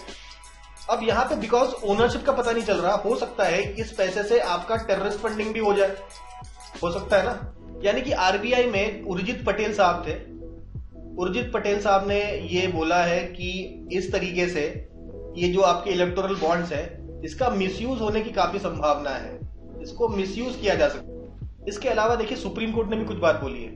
तो सुप्रीम कोर्ट ने ये बोला है कि ये एक तरीका हो सकता है आपका ब्लैक मनी जनरेट कर, या ब्लैक मनी को यूज करने का, कह सकते हैं यूज करने का एक तरीका हो सकता है। क्योंकि जो कोई भी नेम्स है, किसने आपके नेम्स जो है, इसको कोई पॉलिटिकल पार्टी रिवील नहीं करेगा, ठीक है, पॉलिटिकल पार्टी को कोई भी नेम्स रिवील करने की जरूरत नहीं पड़ेगी, ठीक है। तो ये एक प्रकार से आपका भाई ट्रांसपेरेंसी तो नहीं हुआ, ये तो ओपेकनेस हुआ कि भाई पॉलिटिकल पार्टी पर कोई कंपल्सन नहीं है कि किसने डोनेट किया उसका नाम उजागर करने का। इसके अलावा सुप्रीम कोर्ट ने एक और बात बोली है, इसका देखिए मिसयूज कर सकता है, क्योंकि एसबीआई एकमात्र बैंक है जो ये इशू करेगा। तो जो रूलिंग गवर्नमेंट है, रूलिंग गवर्नमेंट के अंदर ही तो एसबीआई आएगा। तो रूलिंग गवर्नमेंट पता लगा सकता है, can know who the donor was, पता लगा सकता है कि डोनर कौन है, ठीक है। जो आपका जो पर्पस है कि डोनर का नाम ना बताने का भी तो एक पर्पस है। एनोनिमस क्यों रखा गया है? क्योंकि भाई एनोनिमस इसलिए रखा गया है कि लेटर से कि एक कोई इंडस्ट्रियलिस्ट है, उसको क्या कहते हैं, कांग्रेस को वोट देना है, सॉरी वोट कह रहे हैं, पैसा देना है, ठीक है। तो बीजेपी को नहीं पता चलना चाहिए ना कि कांग्रेस को उसने वोट दिया, नहीं तो बीजेपी तो उसके पीछे लग जाएगी, इसको कोई टेंडर नहीं देगी या कुछ नहीं देगी। एक एग्जांपल दिया, ठीक है, इसको लिटरली नहीं लेना, उल्टा भी हो सकता है, ठीक है। तो ये सिचुएशन बेसिकली आपकी विच हंटिंग को रोकने के लिए, विच हंटिंग मतलब अगर किसी दूसरे पॉलिटिकल पार्टी को दे रहे हैं, मेरा एक पॉलिटिकल पार्टी ए है, चलिए नाम नहीं लिखते हैं, मेरा एक पॉलिटिकल पार्टी ए है, हमको पता लग गया कि एक व्यक्ति है स्मॉल ए नाम का, उसने एक बी नाम की पॉलिटिकल पार्टी को पैसा दिया है, तो हमको जैसे ही पता लगेगा, हम जिस स्टेट में आप पावर में होंगे उस स्टेट में आप पावर का मिसयूज करके इस पर्टिकुलर व्यक्ति जो बिजनेसमैन है उसको प्रताड़ित करना चालू कर देंगे। तो इसी को कहेंगे विच हंटिंग। इसी को रोकने के लिए ही तो आपका एनोनिमस रखा गया है, ठीक है। अब ये एनोनिमिटी रखी गई है, इसका ये फायदा है, ठीक है, एकमात्र फायदा है। लेकिन अगर आपका रूलिंग गवर्नमेंट है, एसबीआई तो उसके अंडर ही आती है, तो वो भाई ये नाम निकलवा सकता है कि भाई देखें कि भाई जब लेटर से ए पार्टी एक है, पता चला पावर में, उसने पता लगाना है, एसबीआई को बताया, नाम निकलवाइए और देख ले कि किस किस व्यक्ति ने बी पॉलिटिकल पार्टी को फंड किया, तो उसके अगेंस्ट काम करना चालू कर सकती है। तो इसलिए देखिए रूलिंग गवर्नमेंट इस चीज का मिसयूज कर सकती है, ऐसा कहना था सुप्रीम कोर्ट का। और देखिए सिविल सोसाइटी भी कहीं ना कहीं इस चीज के तो अगेंस्ट में रहती है, क्योंकि वो कहती है कि ये जो इस प्रकार का एनोनिमस अगर हम लोग ट्रांजैक्शंस करेंगे तो this is against the spirit of democracy. तो आपका स्पिरिट ऑफ डेमोक्रेसी उसके कहीं ना कहीं ये अगेंस्ट तो जा रहा है, ठीक। अब ऐसा क्यों कहा गया है कि जो एनोनिमस जो डोनेशन है वो स्पिरिट ऑफ डेमोक्रेसी के खिलाफ है? क्योंकि भाई सिटीजन को पता नहीं चल पा रहा ना, no details for the said citizens. भाई सिटीजंस का तो हक है ना, राइट टू इन्फॉर्मेशन है, ठीक है, right to information of citizens की बात तो आपको करनी पड़ेगी। तो ये जो है आपका right to information to the citizen, इसको हैम्पर करता है। इसके अलावा आपका फ्री एंड फेयर इलेक्शंस के भी, इसके अलावा हमने बात करी unfair advantage to the ruling party. इसके अलावा रीजन आपका करप्शन भी हमने देख लिया, ठीक है। करप्शन एक इशू कैसे है? क्योंकि हम जानते हैं भाई फॉरेन फंडिंग हो रही है, ठीक है, आपकी फॉरेन फंडिंग हो रही है, आपकी ब्लैक मनी भी इंजेक्ट किया जा रहा है थ्रू शेल कंपनीज बना के आप लोग ऐसा कर रहे हैं, तो ये करप्शन ही हो गया ना। इसके अलावा एक इंपॉर्टेंट पॉइंट है क्रोनी कैपिटलिज्म। क्रोनी कैपिटलिज्म क्या होता है? क्रोनी कैपिटलिज्म क्या होता है ये समझते हैं, चलिए। कैपिटलिज्म, तो क्रोनी कैपिटलिज्म ऐसा होता है कि अगर हम लोग इकोनॉमी की बात करें, इकोनॉमी में, मार्केट में आपके कई सारे बिजनेस मैन होते हैं, कई सारे प्लेयर्स होते हैं, ठीक है, और वो आपस में कंपटीशन करते हैं कि मतलब क्वालिटी बेटर करेंगे, मतलब आपका कस्टमर को गेन करने के लिए आपस में इनमें कंपटीशन होता है, ठीक है, एक हेल्दी कंपटीशन, जिसकी वजह से कस्टमर का फायदा भी होता है, उसको अच्छे क्वालिटी का प्रोडक्ट मिलता है और उसका प्राइस कम से कम रहता है, क्योंकि भाई कस्टमर को लुभाने के लिए, तो यही तो है कॉम्पिटिटिव आपका एनवायरनमेंट इकोनॉमी में। अब क्रोनी कैपिटलिज्म क्या है? अब इन जितने भी बिजनेस जो ओनर्स है, जो आपस में compete कर रहे हैं कंज्यूमर्स के लिए, उनमें से किसी एक बिजनेस ओनर को हेल्प कर दिया जा रहा है बाय गवर्नमेंट, इसी के अकॉर्डिंग पॉलिसीज बनाकर। और ऐसा क्यों कर रहा है? क्योंकि इलेक्शन के स्टार्टिंग में भाई हो सकता है इस पर्टिकुलर बिजनेसमैन ने इस पॉलिटिकल पार्टी को पैसा दिया, ठीक है, और पैसा क्योंकि उस पॉलिटिकल पार्टी को आपका पैसा मिला by this particular gentleman, this particular आपका कैपिटलिस्ट, तो पावर में आने के बाद वो एक पर्टिकुलर आपके इंडस्ट्रियलिस्ट को, कैपिटलिस्ट को एक्स्ट्रा हेल्प कर रहा है, और ये जो कंपटीशन की भावना है उसके अगेंस्ट चला जाता है ये, ठीक है, तो इसको अपना मोनोपोली सेट करने में हेल्प कर रहा है। तो इस प्रकार का हेल्प अगर पॉलिटिकल पार्टी करती है किसी कैपिटलिस्ट को, तो इसी को बोला जाता है क्रोनी कैपिटलिज्म। तो ऑब्वियसली एक प्रकार से भाई पॉलिटिकल पार्टी को इलेक्टोरल बॉन्ड के थ्रू भाई पैसा मिला है, भाई जिसने पैसा दिया है उसको भाई ज्यादा फायदा पहुंचाने की कोशिश करेगा पॉलिटिकल पार्टी। तो इस प्रकार का सिचुएशन भी उत्पन्न हो सकता है। और भाई ऑब्वियसली हम लोग ब्लैक मनी का प्रॉब्लम तो जानते हैं कि भाई ये ब्लैक मनी का यूज कर सकते हैं, ठीक है। बहुत सारे लोग होते हैं कि अपना ब्लैक मनी आपके टैक्स हेवन कंट्रीज में छुपा के रखते हैं, तो उसका इस्तेमाल कर सकते हैं, इन्वेस्ट कर सकते हैं आपके इलेक्शंस में, और ऑब्वियसली क्रोनी कैपिटलिज्म का फायदा भी उठा सकते हैं, और उसका उनका ब्लैक मनी भी यूज हो गया कहीं ना कहीं, जो कि वो यूज नहीं कर पा रहे थे। ठीक है, तो भाई ब्लैक मनी का इस्तेमाल हमने देखा। इसके अलावा भाई एक स्पेशल चीज और यहाँ पे हम डिस्कस करेंगे, ये है ये जो बॉन्ड्स है ना, इन बॉन्ड्स के ऊपर एक अल्फा न्यूमेरिक की आपका अटैच होता है, ठीक है, अल्फा न्यूमेरिक की, तो एक अल्फा न्यूमेरिक कोड होता है। अब ये कोड हर एक बॉन्ड को एक दूसरे से अलग बनाता है। क्यों ऐसा किया गया है? कहने का मतलब यह है कि ताकि काउंटर फीटिंग ना हो पाए, काउंटर फीटिंग ना हो पाए, इसके लिए हर एक बॉन्ड को थोड़ा स्पेशल बनाने की जरूरत है अल्फा न्यूमेरिक कोड से। अब कुछ लोगों ने ऐसा आपका आरोप लगाया है, ऐसा क्लेम किया है कि इस अल्फा न्यूमेरिक कोड का इस्तेमाल करके जो गवर्नमेंट पावर में है, ठीक है, जो गवर्नमेंट पावर में है वो डोनर का पता लगा सकती है, किस डोनर ने कौन से पार्टी को वोट पैसा दिया, उस डोनर का पता लगाया जा सकता है, ऐसा कुछ लोग क्लेम करते हैं। तो भाई ऐसे क्लेम्स का भी जवाब देना होगा। तो ये सारी बातें हम लोगों ने यहाँ पे कवर कर ली हैं। तो आई होप हम लोगों को समझ में आ गया होगा कि हमने are they capable of bringing transparency in political system. तो कहीं ना कहीं मेरा मत तो ये है कि भाई नहीं, थोड़ा सा डिफिकल्ट है, ट्रांसपेरेंसी तो नहीं है, जो बिल्कुल करप्ट सिस्टम था उससे थोड़ा सा बेटर हो सकता है, लेकिन ट्रांसपेरेंसी तो नहीं कह सकते हम, इसकी वजह से आएगा, ठीक है। और कई सारे एग्जांपल्स देखे हम लोगों ने ये प्रूव भी कर दिया है। आई होप ये वाला क्वेश्चन आप लोगों को समझ में आ गया होगा। देखिए यहाँ पे बात कर रहे हैं हम लोग सेल्फ हेल्प ग्रुप्स की। इस वाले क्वेश्चन में पढ़ेंगे एक बार question, what has been the impact of self help group और इंडियाज रूरल लाइफ, डिस्क्राइब। तो डिस्क्राइब करना है हमें सेल्फ हेल्प ग्रुप का क्या इम्पैक्ट हो रहा है, ठीक है। तो ऑब्वियसली हमें समझ में आ गया इंट्रोडक्शन क्या करना है। इंट्रोडक्शन क्या करना है, जैसे कि आप सोच रहे हैं, बिल्कुल सही सोच रहे हैं, सेल्फ हेल्प ग्रुप को डिफाइन करेंगे हम लोग। क्या होता है आपका सेल्फ हेल्प ग्रुप, इसको डिफाइन करने के बाद सीधा आ जाएंगे हमारे मेन मुद्दे पे। मेन मुद्दे पे हमें मेनली बात करना है इसके इम्पैक्ट पर, ठीक है। तो इसके इम्पैक्ट पे बात करेंगे, कुछ चैलेंजेस की बात भी कर सकते हैं, ठीक है, कुछ केस स्टडी हो तो वो भी बता सकते हैं, ठीक है, कुछ रिपोर्ट्स वगैरह अगर आई हैं तो वो भी मेंशन कर सकते हैं, ठीक है। तो ये सब चीजें डिस्कस करेंगे हम इस क्वेश्चन में। तो आइए बात करते हैं सेल्फ हेल्प ग्रुप्स की। तो what are self help groups? Self help group कुछ नहीं होता आपके रूरल सेटिंग्स में, रूरल एरियाज में, ठीक है, अर्बन एरियाज में नहीं, रूरल एरियाज में एक ग्रुप होता है।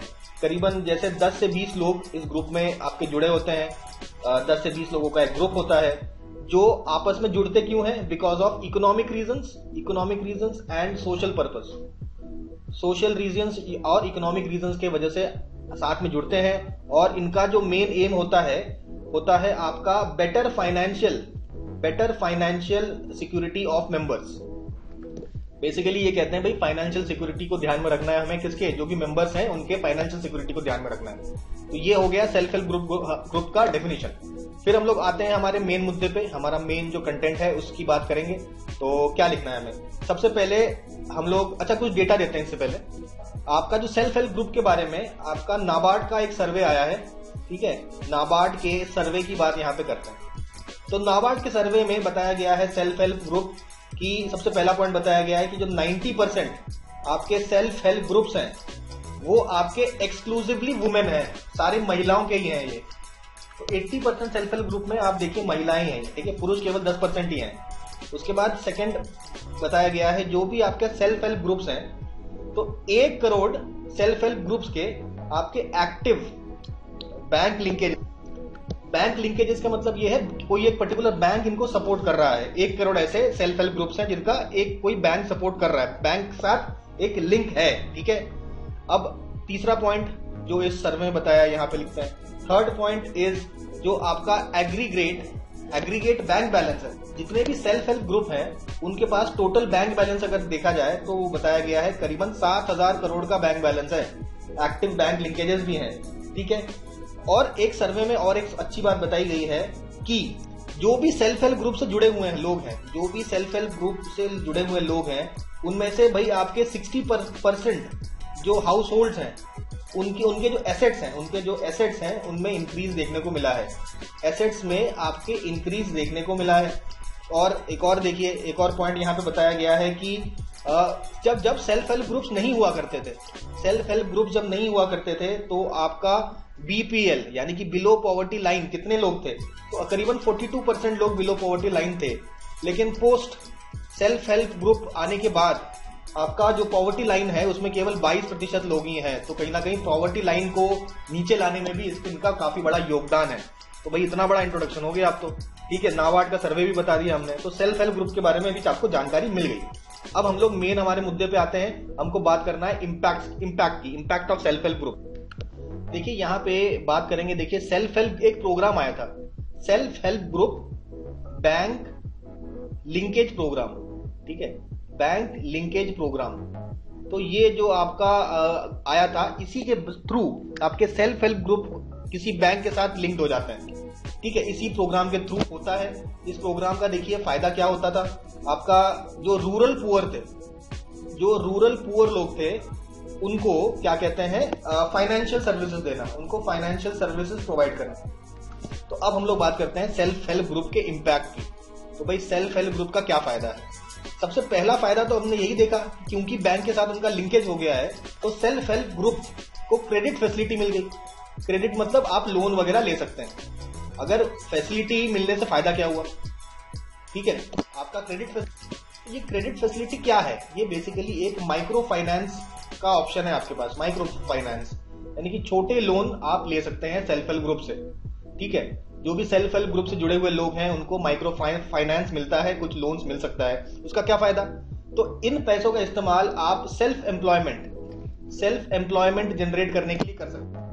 तो भाई लोग सेल्फ एम्प्लॉयमेंट जनरेट करने के लिए इसका इस्तेमाल कर रहे हैं। और इसमें तीसरा जो पॉइंट है, पहले जब ये ऐसा क्रेडिट फैसिलिटी लोगों के पास नहीं था तो वो मनी लेंडर्स के जंगल में फंस जाते थे, ठीक है। जो आपके मनी लेंडर्स थे उनसे पैसा लेते थे, मनी लेंडर्स उनसे काफी ज्यादा ब्याज लेते थे, जिनसे उनका होता था एक्सप्लॉयटेशन। इस एक्सप्लॉयटेशन से उनका बचाव और हो पा रहा है, ठीक है। ये एक्सप्लॉयटेशन आपका रिड्यूस हो गया है इसके वजह से। तो सबसे पहला पॉइंट देखा हमने। अच्छा, अब इस सेल्फ हेल्प ग्रुप की वजह से लोगों का जो स्टैंडर्ड ऑफ लिविंग है, लोगों का स्टैंडर्ड ऑफ लिविंग भी आपका इंक्रीज कर रहा है, ठीक है। उसके बाद क्योंकि हम लोग जानते हैं जो 90% जो सेल्फ हेल्प ग्रुप हैं उनमें हम लोग महिलाएं देखते हैं, तो basically this is the source of women empowerment. Basically self help group में आप कुछ ना कुछ प्रोड्यूस भी करते हैं, जैसे बुनाई कर लिया, सिलाई कर लिया, बुनाई सिलाई का काम हो गया, और भी कई सारे काम आपके जो विलेज से रिलेटेड हैं, ये सब काम ये करते हैं। तो और इसमें मोस्टली वुमेन होते हैं, तो वुमेन का सेल्फ एम्प्लॉयमेंट भी हो रहा है, ठीक है, जिससे वो आपकी और ज्यादा एम्पावर हो रही हैं। इसके अलावा आपका हैबिट बनता है स्मॉल सेविंग्स करने का। तो सेल्फ हेल्प ग्रुप है, ये आपके स्मॉल सेविंग्स को, लोग आपके सेविंग्स करें, इसको आपका एनकरेज करता है, इसको और एनकरेज करता है, तो लोग ज्यादा से ज्यादा सेविंग्स करते हैं, ठीक है। तो उनके जो मेंबर्स हैं, अमॉन्ग द मेंबर्स आपका सेविंग की हैबिट बढ़ रही है because of self help groups, ठीक है। तो ये कुछ अच्छी बातें हम लोगों ने देख ली सेल्फ हेल्प ग्रुप के बारे में। अब क्या सारी अच्छी बातें ही हैं, तो कोई चैलेंजेस नहीं है इनके सामने? हाँ, तो कुछ चैलेंजेस के बारे में आइए डिस्कस करते हैं। ये चैलेंजेस कौन से चैलेंजेस है भाई? सबसे पहला चैलेंज तो आपका यही है, क्योंकि ये जो सेल्फ हेल्प ग्रुप है कहाँ पे होते हैं, गांव में होते हैं ना, रूरल एरियाज में होते हैं। तो रूरल एरिया से रिलेटेड जो भी प्रॉब्लम्स हैं इनको भी होंगी। जैसे सिटी के कंपैरिजन में आपका रूरल एरिया में पुअर इंफ्रास्ट्रक्चर होता है, सड़कें अच्छी नहीं होती, और भी कुछ इंफ्रास्ट्रक्चर नहीं होते हैं जो अर्बन एरियाज में आपको मिलेंगे। तो पुअर इंफ्रास्ट्रक्चर से इनको डील करना। सेकेंड चीज कि भाई जो भी सामान सेल्फ हेल्प ग्रुप ने बनाया उसको सेल करना है तो आपको मार्केट चाहिए, तो एक्सेस टू मार्केट नहीं होता, lack of access to market. हो सकता है इन गांव में रेलवे लिंक ना हो, रोड का लिंक अच्छा ना हो, अच्छी सड़कें ना हो, तो रूरल एरियाज में आपको लैक ऑफ कनेक्टिविटी भी देखने को मिलती है, कनेक्टिविटी भी प्रॉपर नहीं हो। फाइनली आपका शहरों में जितनी टेक्नोलॉजी होती है, एक्सेस होता है टेक्नोलॉजी का, वो एक्सेस आपको विलेजेस में नहीं मिल पाता। Lack of access to technology का एक्सेस भी आपको इतना अच्छा नहीं मिलता।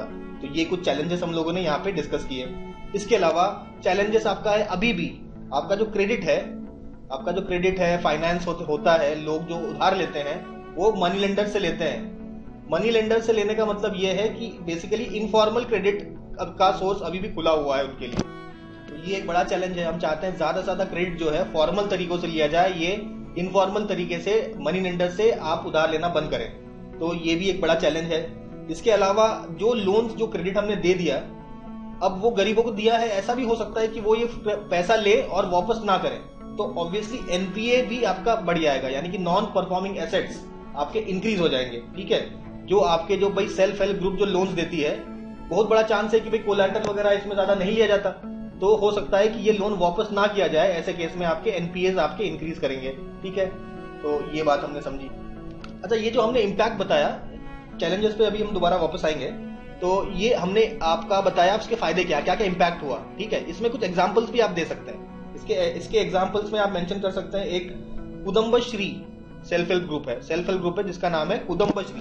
1998 में ये बना था, और ये जो आपका केरला का सेल्फ हेल्प ग्रुप है, ये जब केरला में फ्लड्स आए थे, केरला के जो फ्लड्स हैं इसमें काफी ज्यादा इन्होंने काम किया था, तो ये एक एग्जांपल भी देख लिया।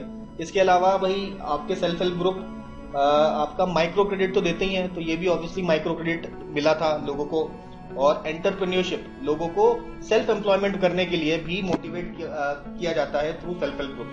तो ये पर्टिकुलर जो आपका सेल्फ हेल्प ग्रुप जिसकी बात कर रहे हैं, तो ये सारे काम इस सेल्फ हेल्प ग्रुप के द्वारा किए गए थे।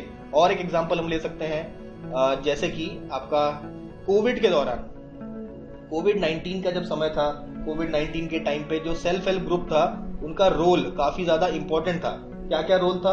पहली बात, अच्छा इस रोल को देखिए वर्ल्ड बैंक ने काफी इसका प्रेज किया है, कहा है कि बहुत अच्छा काम किया है। तो क्या क्या अच्छे काम किए गए? तो भाई सबसे पहले तो आप देखिए फेस जो मास्क है उसको बनाने का काम किया था इसने, तो फेस मास्क बनाने का काम किया गया था। इसके अलावा आपका कम्युनिटी किचन का काम किया था इन्होंने, लोगों के लिए खाना बनाना, कम्युनिटी किचन, ठीक है। उसके अलावा लोगों को सामान पहुंचाना, डिलीवरी ऑफ फूड। तो आपके फूड और सप्लाईज, उस समय काफी ज्यादा डिलीवरी की दिक्कत थी ना, लोग डिलीवर नहीं कर रहे थे फूड, खाना वाना और दूसरी चीजें, तो वो फूड डिलीवरी का काम इन्होंने चालू किया, फूड और सप्लाईज का, ठीक है। तो ये कुछ काफी इंपॉर्टेंट काम किए। इसके अलावा भाई अवेयरनेस वाला काम तो किया ही इन्होंने, लोगों को सेंसिटाइज किया है, आपका किस तरीके से कोविड से बचना है, ठीक है, किस तरीके से आपका हेल्थ और हाइजीन पे वर्क करना है, इस बारे में लोगों को जागरूक किया और सेंसिटाइज किया। तो ये भी काम था, और ऑब्वियसली वर्ल्ड बैंक ने इसको प्रेज भी कर दिया, ठीक है। चलिए वापस आएंगे हम लोग हमारे चैलेंजेस पे। तो चैलेंजेस की अगर हम बात करें तो यहाँ पे आपका सेकेंड एडमिनिस्ट्रेटिव रिफॉर्म कमीशन था, तो उसने कुछ बात बताया बेस्ड ऑन आपका activities of the self help. तो सबसे पहले कमीशन ने बताया कि देखिए आपका जो एक्टिविटीज हैं ये काफी प्रिमिटिव है। भाई काम तो इनका ऐसा तो नहीं है मॉडर्न काम, टेक्नोलॉजी से बात का काम कर रहे हैं या एआई का काम कर रहे हैं। जो प्रिमिटिव स्किल्स हैं उन पे इनका काम होता है, ठीक है। प्रिमिटिव स्किल्स होते हैं उन पे ये लोग काम करते हैं, और मेनली आपका जो प्राइमरी सेक्टर है इसके बारे में, इसके ऊपर काम करते हैं। तो इसलिए कई बार देखा गया है ये आपका इनके जो इंक्रीज ऑफ इनकम होना चाहिए, इंक्रीज ऑफ इनकम या इंक्रीज इन इनकम, इसमें ज्यादा इंक्रीज देखने को नहीं मिलता है, ठीक है, लोगों में। तो ऐसा कुछ कहा था क्या administrative reform commission, second administrative reform commission ने ऐसा बोला था। इसके अलावा उन्होंने कहा था कि भाई देखिए आपका यहाँ पे इम्बैलेंस है आपका लोकेशन का, इम्बैलेंस इन लोकेशन। इसका क्या मतलब है? इसका ये मतलब है कि ऐसा नहीं है कि जो सेल्फ हेल्प ग्रुप मोस्टली आपको मिलते हैं वो आपके साउथ में मिलते हैं, जैसे कि कहा गया है कि 70% जो आपके सेल्फ हेल्प ग्रुप है ये आपका कहाँ मिलेगा आपको? भाई आंध्र प्रदेश में मिलेगा, आपको कर्नाटका में मिलेगा, आपका केरला में मिलेगा और तमिलनाडु में मिलेगा। मोस्टली जो सेल्फ हेल्प ग्रुप्स हैं वो आपके साउथ इंडिया में है, नॉर्थ इंडिया में इतने सेल्फ हेल्प ग्रुप आपको देखने में नहीं मिलते, ठीक है। इसके अलावा बात किया इन्होंने भाई आपका role of self help group, इनको थोड़ी सी डिफिकल्टी होती है क्योंकि मेनली ये जो ऑर्गेनाइजेशन है ये आपका वुमेन लेड ऑर्गेनाइजेशन है, मोस्टली यहाँ पे महिलाएं हैं, तो इनको कुछ चैलेंजेस फेस करने पड़ते हैं बिकॉज ऑफ पैट्रियार्कल सोसाइटी। हमारा जो सोसाइटी है पैट्रियार्कल होने की वजह से इनको कुछ चैलेंजेस फेस करने पड़ते हैं, ठीक है। तो उनको सहयोग कभी कभी नहीं मिलता है, ठीक है। तो ये कुछ आपके चैलेंजेस और बताए थे किसने? Administrative reforms commission, second administrative reform commission में, ठीक है। यहाँ पे देखिए चैलेंजेस हम लोगों ने डिस्कस कर लिए। तो आई होप इतना मैटर सफिशिएंट होगा हमारा 125 वर्ड लिखने के लिए, तो बहुत ज्यादा मैटर दे दिया है। तो इसी में से जो मैटर आपको याद रहे वो आप अपने एग्जाम में लिख दीजिएगा। नेक्स्ट क्वेश्चन वगैरह पे आते हैं, पढ़ते हैं क्वेश्चन को। क्या लिखा है? राइट अ शॉर्ट नोट, कह रहे हैं शॉर्ट नोट लिखिए आप। किसके ऊपर?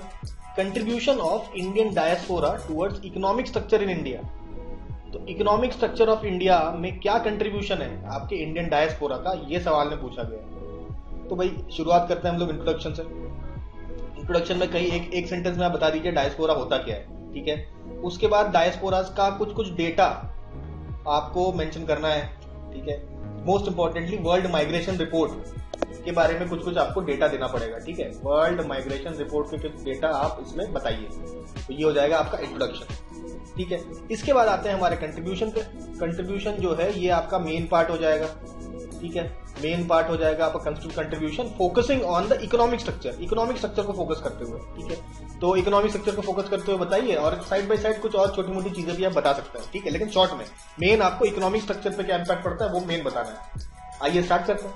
सबसे पहले बात करेंगे इंट्रोडक्शन की। जैसा कि हमने बताया कि बताइए इंडियन डायस्पोरा होता क्या है, तो ये समझिए, आपने शब्दों में लिखिएगा कि इंडियन डायस्पोरा होता, डायस्पोरा का शब्द का अर्थ होता है किसी एक ओरिजिन कंट्री से, किसी एक ओरिजिन कंट्री से आप माइग्रेट होके किसी दूसरे कंट्री में चले जाए तो आप ये जो ओरिजिनल कंट्री का डायस्पोरा कहलाएंगे, ठीक है। और यहाँ पे आप उसका जो कल्चर है ओरिजिनल कंट्री का, जो आपका होमलैंड है, उसके कल्चर को आप स्प्रेड करने का काम करते हैं, और भी अलग अलग कंट्रीब्यूशन आप करते हैं। मेनली क्या, किसी ओरिजिन कंट्री, किसी होम कंट्री से आप माइग्रेट होके किसी दूसरे कंट्री में चले जाए, ठीक है। तो आप जो होम कंट्री है, ओरिजिनल कंट्री है, उसके आप डायस्पोरा बन जाते हैं। तो इंडियन डायस्पोरा की अगर हम बात करें तो इंडियन डायस्पोरा वो लोग हैं जो अभी दूसरे कंट्रीज में रह रहे हैं, लेकिन उनका जो ओरिजिन कंट्री है, यानी कि उनका जो होम कंट्री है, ठीक है, जहां से वो ओरिजिनेट करते हैं, वो आपका इंडिया होगा, तो उसे कहेंगे इंडियन डायस्पोरा, ठीक है। अब इंडियन डायस्पोरा के बारे में एक रिपोर्ट आती है, वर्ल्ड माइग्रेशन रिपोर्ट।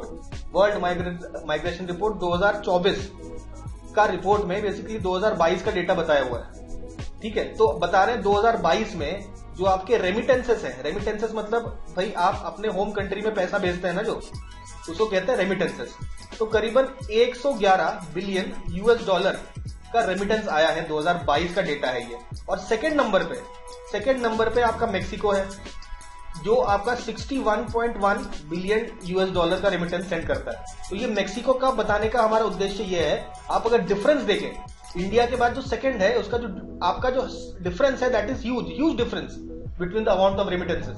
तो देखिए इंडिया में बहुत ज्यादा रेमिटेंसेस आता है, ये बताया गया है। इसके अलावा आपका वर्ल्ड माइग्रेशन रिपोर्ट में बताया गया है कि इंडिया से ओरिजिनेट होने वाले, यानी कि इंडियन ओरिजिन के वर्ल्ड में करीबन 18 मिलियन लोग रहते हैं।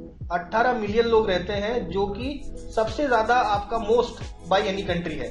मोस्ट इंटरनेशनल माइग्रेंट्स आपके कहां पे, इंडिया के ही हैं। और इसके अलावा ये जो 18 मिलियन में से मोस्टली आपके इंडस्ट्रियलाइज कंट्रीज में जाते हैं, जैसे कि सबसे ज्यादा जाते हैं आपके यूएई में, ठीक है। सबसे ज्यादा जाते हैं आपके यूएई में, करीबन 3.5 मिलियन लोग आपके यूएई में हैं according to the data. Second number पे देखिए यूएसए में जाते हैं, यूएसए में करीबन इंडियंस 2.7 मिलियन इंडियंस यूएसए में हैं। और फाइनली आप देखेंगे कि सऊदी अरेबिया थर्ड नंबर पे सऊदी अरेबिया में जाते हैं, ठीक है। करीबन 2.5 मिलियन लोग सऊदी अरेबिया में इंडियन ओरिजिन के हैं। तो ये डेटा आपका बताता है। तो ये अब यहां से अब हम समझ सकते हैं कि इंडिया ओरिजिन के काफी सारे लोग दुनिया भर में हैं। तो इसका क्या क्या कंट्रीब्यूट कर रहे हैं, ये इनका इंडिया में क्या कंट्रीब्यूशन है, ठीक है। इंडिया के इकोनॉमिक स्ट्रक्चर को कैसे आपका इंपैक्ट करते हैं, क्या कंट्रीब्यूशन है इनका, ये सब हम लोग अगले स्लाइड में देखते हैं, ठीक। ये देखिए ये हमारा डायस्पोरा है, ठीक है। अब ये जो सबसे पहला कंट्रीब्यूशन यहाँ पे जो है, अच्छा कुछ डायस्पोरा के बारे में कुछ बात बताते हैं। ये जो हमारा इंडियन डायस्पोरा है, ये काफी आपका वेल्दी है, काफी वेल्दी डायस्पोरा है, क्योंकि ऐसा देखा गया है कि ये मोस्टली आपके इंडस्ट्रियलाइज जो कंट्री है वहां पे माइग्रेट करते हैं। तो देखिए इनके पास देखिए काफी ज्यादा पैसा है। अगर ज्यादा पैसा है तो ये पहली बात है। तो यहाँ पे हमें because of this wealthy diaspora, ये जब इंडिया में पैसे भेजते हैं, ठीक है, पैसे भेजते हैं इन द फॉर्म ऑफ, मतलब वेल्दी हो या नॉन वेल्दी हो, ये सारे आपके इंडिया में पैसे भेजते हैं in the form of remittances. और हमें ये पता है जो आपका रेमिटेंसेस हैं, ये रेमिटेंसेस वर्ल्ड में सबसे ज्यादा इंडिया के ही भेजे जाते हैं। तो ये सबसे पहला कंट्रीब्यूशन आपका हो गया ऑफ रेमिटेंसेस। सेकंड कंट्रीब्यूशन यहाँ पे हम लोग समझ सकते हैं, ये आपका इकोनॉमिक इन्वेस्टमेंट भी करते हैं। इंडिया में ये लोग इन्वेस्ट भी करते हैं, ठीक है। इकोनॉमिक इन्वेस्टमेंट आपका इंडिया में करते हैं, ठीक है। तो भाई because of this investment India में आपका कैपिटल का इनफ्लो होता है, आपका कैपिटल इनफ्लो करता है, और इस कैपिटल इनफ्लो के वजह से आपका जो लोकल इकोनॉमी है, उसको बूस्ट मिलता है। चलिए अब इन्वेस्टमेंट की बात कर ही रहे हैं, तो यहाँ पे देखिए जो फॉरेन में लोग रहते हैं, वो आपका सपोर्ट करते हैं टेक्नोलॉजी ट्रांसफर को। They support technology transfer. कैसे? अगर फॉरेन में कोई व्यक्ति रह रहा है तो उनको फॉरेन के टेक्नोलॉजी के बारे में जानकारी होती है और आइडियाज के बारे में जानकारी होती है। तो इन टेक्नोलॉजी और आइडियाज में जो आपके डायस्पोरा है वो इन्वेस्ट करती है आपका, और इन्वेस्ट करती है और ये आपका इंडिया में लाती है। इंडिया में ये आपका टेक्नोलॉजी और आइडियाज जो फॉरेन से ये लोग सीखते हैं, ये इंडिया में लाने में बहुत बड़ी मदद करते हैं। ठीक है, तो ये एक काफी बड़ा इनका कंट्रीब्यूशन यहाँ पे होता है। इसके अलावा अब जैसे फॉरेन कंट्री में कोई व्यक्ति इंडिया का रहने गया, ठीक है, अब वो बिहार का है लेटर से, तो बिहार का है तो उसको लिट्टी चोखा पसंद होगा ना, तो कहीं ना कहीं वहां पे जाके वो लिट्टी चोखा का डिमांड बढ़ाएगा। तो एक एग्जाम्पल दिया, कहने का मतलब है जो आपका इंडियन डायस्पोरा है, इंडियन डायस्पोरा के फॉरेन में जाने की वजह से वहां पे इंडियन गुड्स का डिमांड, चाहे वो इंडियन गुड्स हो चाहे इंडियन सर्विसेज हो, इनका जो डिमांड है वो ग्रो करता है। ठीक है, इसका जो डिमांड है, demand of Indian goods and services, because of this Indian diaspora, ये जो डिमांड है ये भी आपका इंक्रीज करता है उस कंट्री में। अब यहाँ पे एक और चीज, ये तो हमने बात करी जो लेस स्किल्ड लोग हैं, लेस स्किल्ड वर्कर्स है ना। लेस स्किल्ड वर्कर्स क्या करते हैं, दूसरे कंट्रीज में जाते हैं, मोस्टली आपका वेस्ट एशिया। ठीक है, मोस्टली वो वेस्ट एशिया में जाते हैं और वो बहुत ज्यादा टेक्नोलॉजी वाला काम नहीं करते, लेस स्किल्ड, ज्यादा स्किल्ड वर्कर्स नहीं है। तो वो इंडिया में अगर रहते तो एग्रीकल्चर पे डिपेंड होते तो, और डिस्गाइज्ड एम्प्लॉयमेंट बढ़ा रहे होते। ठीक है, डिस्गाइज्ड एम्प्लॉयमेंट मतलब हमें पता है एग्रीकल्चर में हमारा, देखिए, डिस्गाइज्ड एम्प्लॉयमेंट है, मतलब एग्रीकल्चर में अगर 10 लोगों का काम, 10 लोग जरूरत है एक पर्टिकुलर काम करने के लिए, तो वो पर्टिकुलर काम अगर 20 लोग करें तो 10 लोग, दिखने में तो लगेगा 20 लोग काम कर रहे हैं, लेकिन वो काम तो 10 लोग ही कर सकते थे ना। तो 10 लोग जो एक्स्ट्रा लगे हैं वो एक प्रकार से डिस्गाइज अनएम्प्लॉयमेंट है। अब ऐसे डिस्गाइज एम्प्लॉयमेंट इंडिया में करने से बेटर है कि भाई वो फॉरेन में चले जा रहे हैं, वेस्ट एशिया चले जा रहे हैं, वहां भी सेम काम कर रहे हैं, कुछ दूसरा काम कर रहे हैं। ठीक है, और ऑब्वियसली उसके बाद उनके रेमिटेंसेस वगैरह इंडिया में आ रहे हैं, तो इंडिया को वो डेवलप करने इस तरीके से। तो डिस्गाइज अनएम्प्लॉयमेंट आपका because of the less skilled workers of India going abroad and working, because of them the disguised unemployment in India get decreased. ठीक है, अब वो 10 जो बेकार में यहाँ पे लगे थे वो अभी फॉरेन चले गए, फॉरेन में कुछ दूसरा काम कर रहे हैं, तो उनका जो आपका जो इकोनॉमिक वैल्यू है वो इंप्रूव हो रहा है ना। यहाँ तो उनका कोई इकोनॉमिक बेनिफिट नहीं हो रहा था, अब फॉरेन जाके वो कमा रहे हैं और अपने घर में पैसा भेज रहे हैं, तो इंडिया का इकोनॉमी यहाँ से डेवलप हो रहा है। तो लेस स्किल्ड वर्कर्स के कारण भी हमारे इकोनॉमी को काफी अच्छा इंपैक्ट होता है। ठीक है, इसके बाद अब यहाँ मोस्टली हम लोगों ने कुछ इंपॉर्टेंट इकोनॉमिक बातें हम लोग कर ली, अब कुछ और बातें करते हैं जो एक इनडायरेक्ट इकोनॉमिक इंपैक्ट पहुंचाता है। जैसे कि इंडिया के हमें जानते हैं कि भाई टॉप पॉलिटिशियंस जो है, टॉप पॉलिटिशियंस दूसरे कंट्रीज के, ठीक है, जो पॉलिटिकल आपके पोस्ट होल्ड करते हैं दूसरे कंट्रीज में, जैसे फॉर एग्जांपल हमें पता है गीता गोपीनाथ जी, ठीक है, गीता गोपीनाथ जी, फाइन।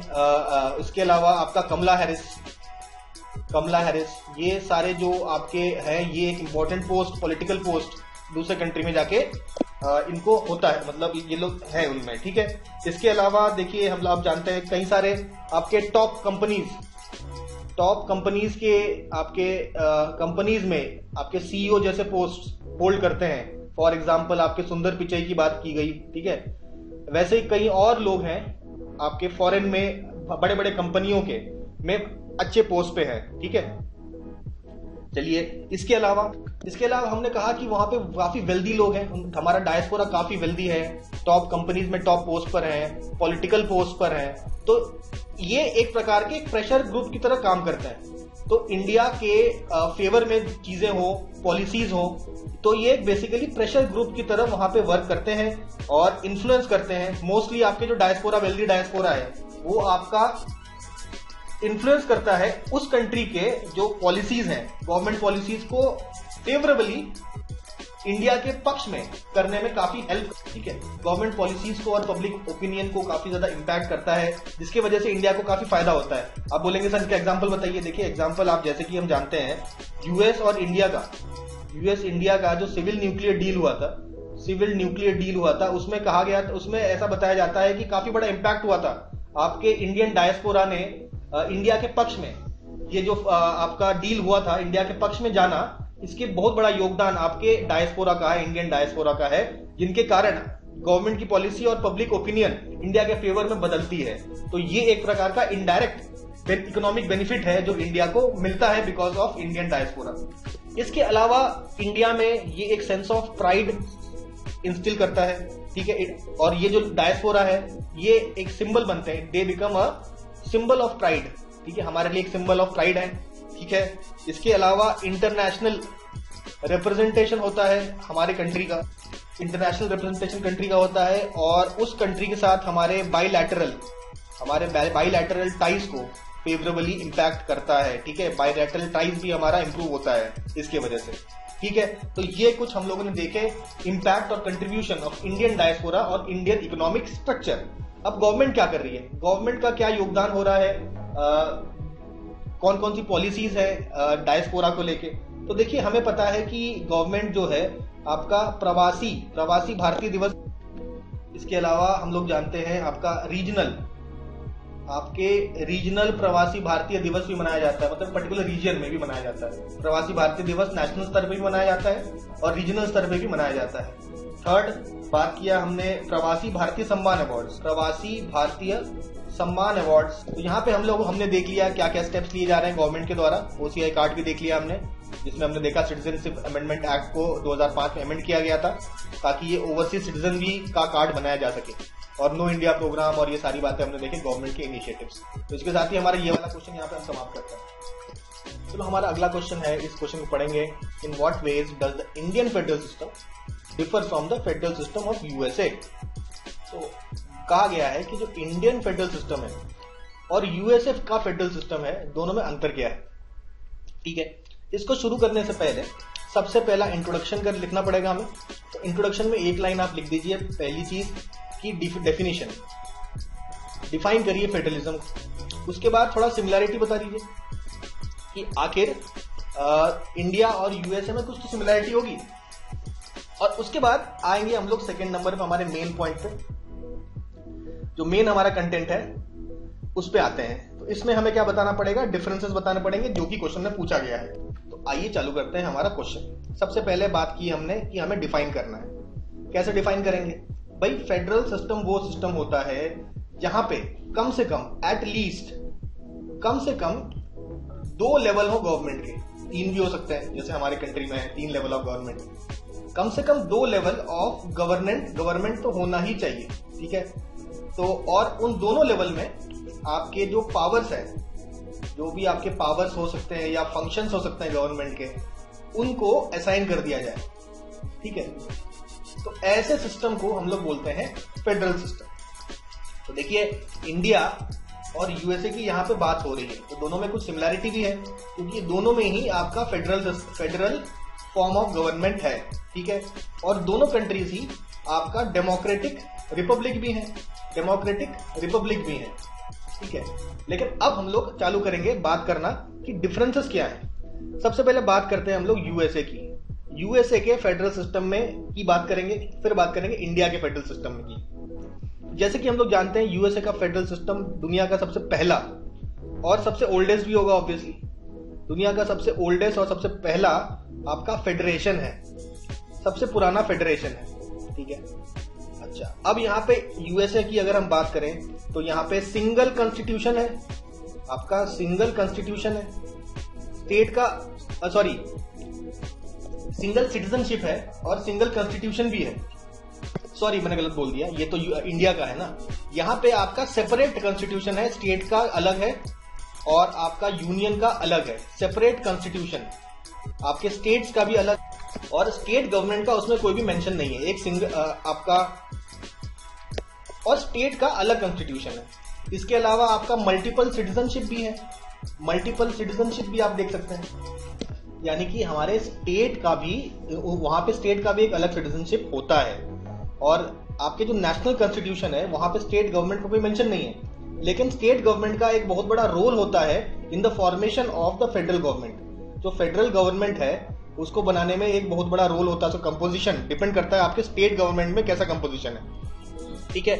चलिए, अब और क्या बात करनी है यहाँ पे। इनका जो फेडरेशन है ये बेस्ड ऑन आपका एग्रीमेंट है, आपका एक एग्रीमेंट साइन हुआ था बिटवीन ऑल द स्टेट्स, सारे स्टेट्स के बीच में और यूनियन के बीच में एक एग्रीमेंट हुआ था, ठीक है। इस पे बेस्ड आपका ये आपका फेडरेशन। तो हमने पता चला आपके स्टेट्स के साथ एग्रीमेंट पे बेस्ड है। अब हम लोग चलो इंडिया की बात कर लेते हैं। इंडिया के जो फेडरलिज्म में क्या क्या बातें हैं ये हम लोग अभी डिस्कस करेंगे। तो सबसे पहली चीज ये है कि भाई आपके जो डिवीजन ऑफ पावर है, जो आपका डिवीजन ऑफ पावर है इंडिया में, ये कौन बताता है? ये आपका कॉन्स्टिट्यूशन ही बताता है। कॉन्स्टिट्यूशन ही बताता है कि व्हाट इज द डिवीजन। तो वहां पे क्या था? वहां पे तो ऐसा सिस्टम था कि भाई कॉन्स्टिट्यूशन में स्टेट का गवर्नमेंट कोई मेंशन ही नहीं है नेशनल कॉन्स्टिट्यूशन में। यहाँ पे कॉन्स्टिट्यूशन खुद बताता है कि स्टेट और सेंटर के बीच में कैसे डिवाइड होगा आपका पावर्स। ठीक है, यहाँ पे शेड्यूल 7 की बात हम लोग कर सकते हैं। चलिए, यहाँ पे ऑब्वियसली पावर शेयरिंग की बात यहाँ पे अगर कर रहे हैं हम लोग, तो आपका पावर शेयरिंग होती है बिटवीन आपका यूनियन एंड बिटवीन आपका स्टेट। ठीक है, लेकिन स्टेट के पास अलग होने का कोई प्रावधान नहीं है। डज नॉट पोजेस, ठीक है, does not possess right to succeed. अलग होने का आपका कोई भी प्रावधान नहीं है इनके पास। ठीक है, स्टेट के पास।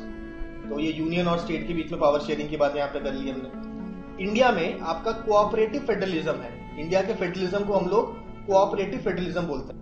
और इंडिया में देखिए स्टेट का अलग सिटीजनशिप नहीं है, और आपका सिंगल सिटीजनशिप है, और आपका सिंगल कॉन्स्टिट्यूशन भी है। आपके स्टेट्स का अलग कॉन्स्टिट्यूशन भी आपको नहीं देखने को मिलेगा यहाँ पे।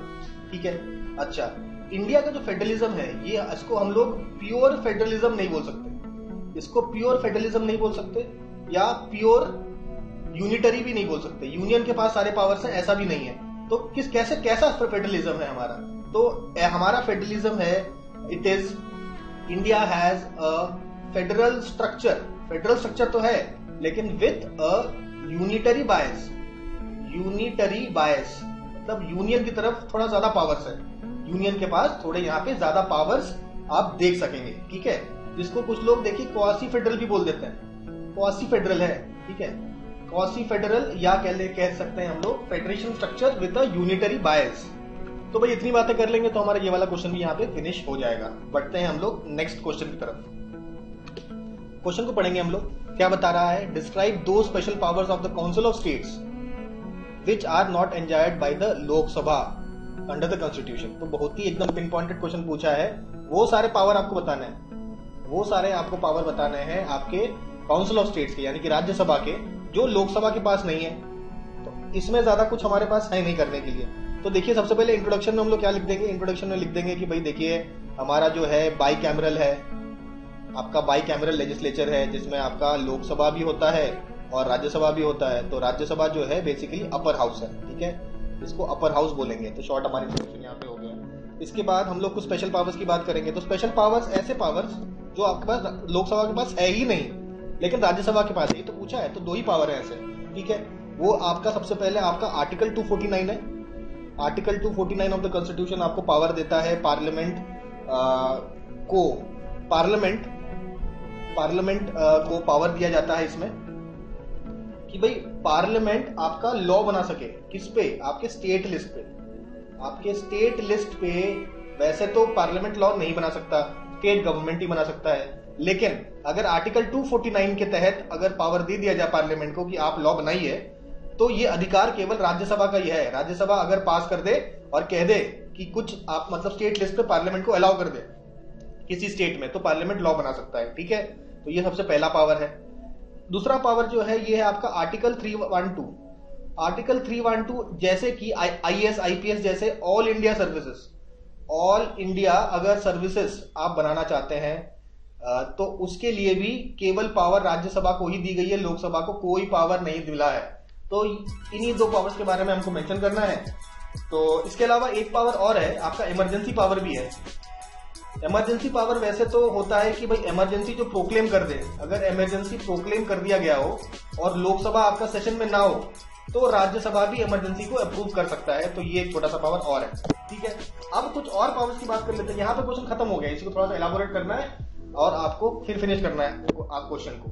लेकिन इसके अलावा भी राज्यसभा के कुछ पावर्स के बारे में बात करते हैं जो राज्यसभा के पास भी है और लोकसभा के पास भी है।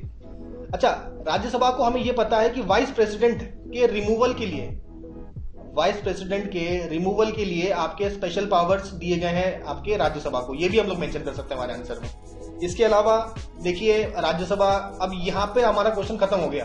अब बाकी सब चीज समझ लीजिए, एक्स्ट्रा आपको बताया गया पावर, जैसे अमेंड, अगर आपको कॉन्स्टिट्यूशन को अमेंड करना है तो भी राज्यसभा की हेल्प लेनी पड़ेगी आपको। राज्यसभा के पास अधिकार है कि आपका ये आस्क पूछ सकता है, क्वेश्चंस पूछ सकता है, आपका मोशंस ला सकता है, ठीक है, और रेजोल्यूशंस भी ला सकता है, रेजोल्यूशंस भी आपका लाया जा सकता है, ठीक है। इसके अलावा आपका मनी बिल के ऊपर वैसे तो राज्यसभा के पास कोई पावर नहीं है, लेकिन इसको एक बार आपका सजेशन सेंड करने का पावर रहता है। आपके जो सजेशंस अगर आप लोकसभा को सेंड करना चाहते हैं तो वो भी राज्यसभा के पास पावर है सेंड करने का। तो ये तो कुछ पावर हो गया एक्स्ट्रा, अदर पावर्स। बाकी मोस्टली जो केवल राज्यसभा के पास है उन पावर्स के बारे में यहां चर्चा कर ली। चाहे तो आप ये वाइस प्रेसिडेंट का भी रिमूवल, हालांकि लोकसभा के पास भी जाता है वो, लेकिन ज्यादा पावर किसके पास है, आपका राज्यसभा के पास है, तो ये भी मेंशन कर सकता है। ज्यादा मैटर तो नहीं है इस क्वेश्चन में, तो इन्हीं मैटर से आपको पूरा क्वेश्चन आपको बनाना पड़ेगा। तो ये आपका 8 क्वेश्चन यहाँ पे समाप्त हुआ। चलिए अगला क्वेश्चन बात करते हैं हम लोग वीवीपैट की। अभी काफी न्यूज में भी है। वीवीपैट क्या है? That is VVPAT is voter verifiable paper audit trail, ठीक है। तो वीवीपैट का इस्तेमाल, यहाँ क्वेश्चन पढ़ते हैं पहले, देखिए, evaluate the use of VVPAT in general election of India, ठीक है। तो भाई इवैल्यूएट आपका मेन टर्म है, उसके बारे में हमें चर्चा करनी है। क्या चर्चा करनी है? कुछ आपके बेसिक्स की बात करेंगे हम लोग, क्या भाई होता क्या है वीवीपैट। उसके बाद चर्चा करेंगे इसका क्या ऑब्जेक्टिव है, इसके ऑब्जेक्टिव के बारे में बात करेंगे। उसके बाद हम लोग कुछ और अलग डायमेंशन के ऊपर चर्चा यहाँ पे कर सकते हैं। जैसे कि हमने बताया वीवीपैट क्या है, voter verifiable paper audit trail. करेगा क्या ये जो वीवीपैट है बेसिकली एक मशीन है जो वेरीफाई करेगी। क्या वेरीफाई करेगी? It will verify that the vote casted, आपका जो वोट जो कास्ट किया है, जो आपने वोट कास्ट किया है वो इंटेंडेड जगह पड़ा है कि नहीं पड़ा।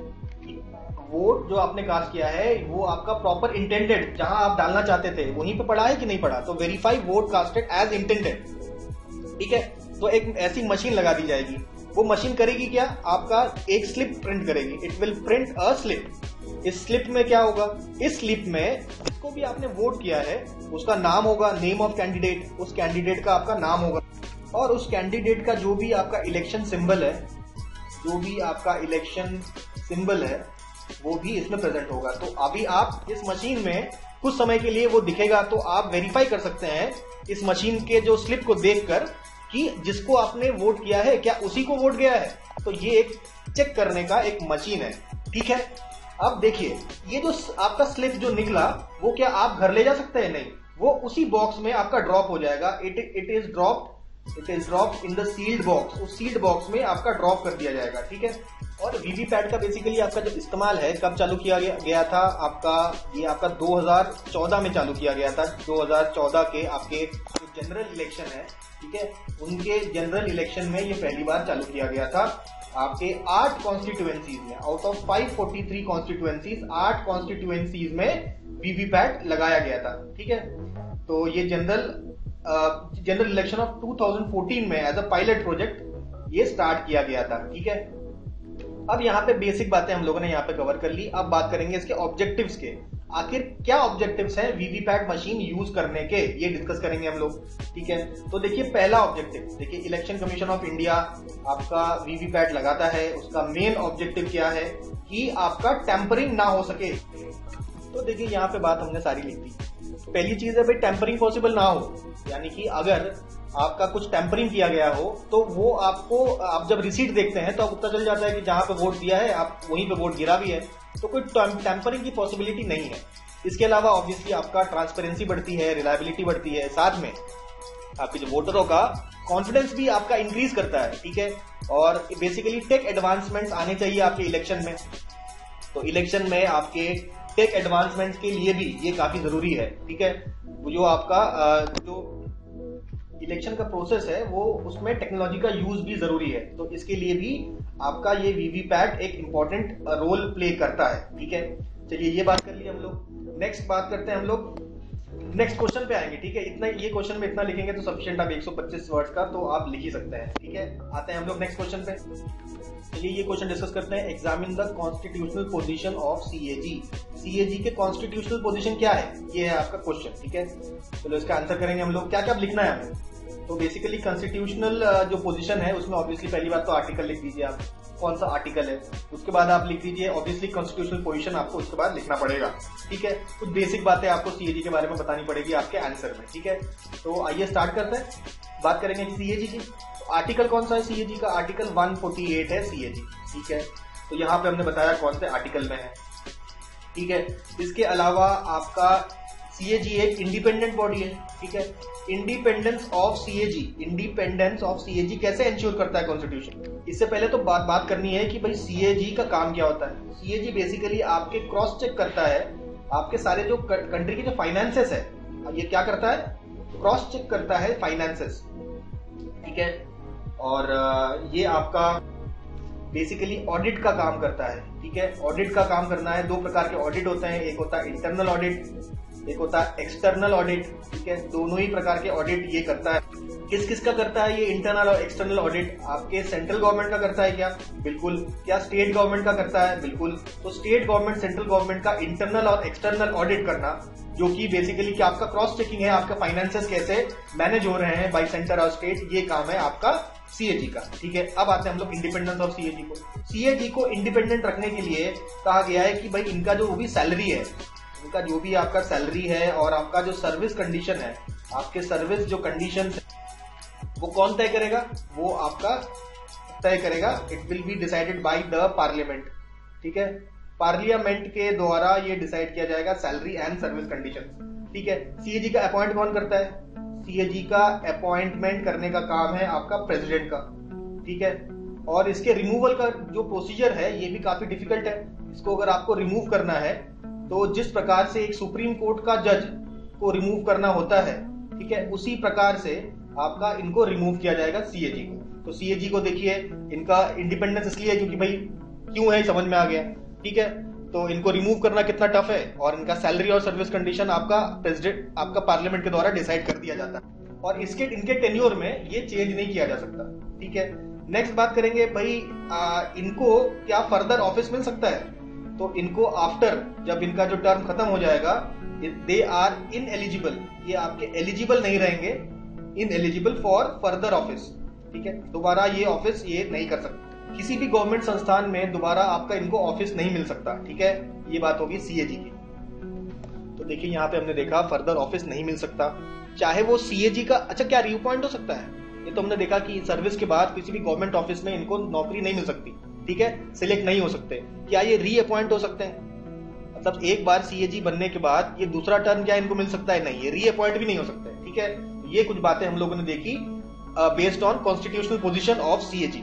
अब यहाँ पे देखिए कि पूछा तो नहीं गया है, लेकिन अगर आपके पास हो थोड़ा सा आप डिस्कस कर सकते हैं चैलेंजेस।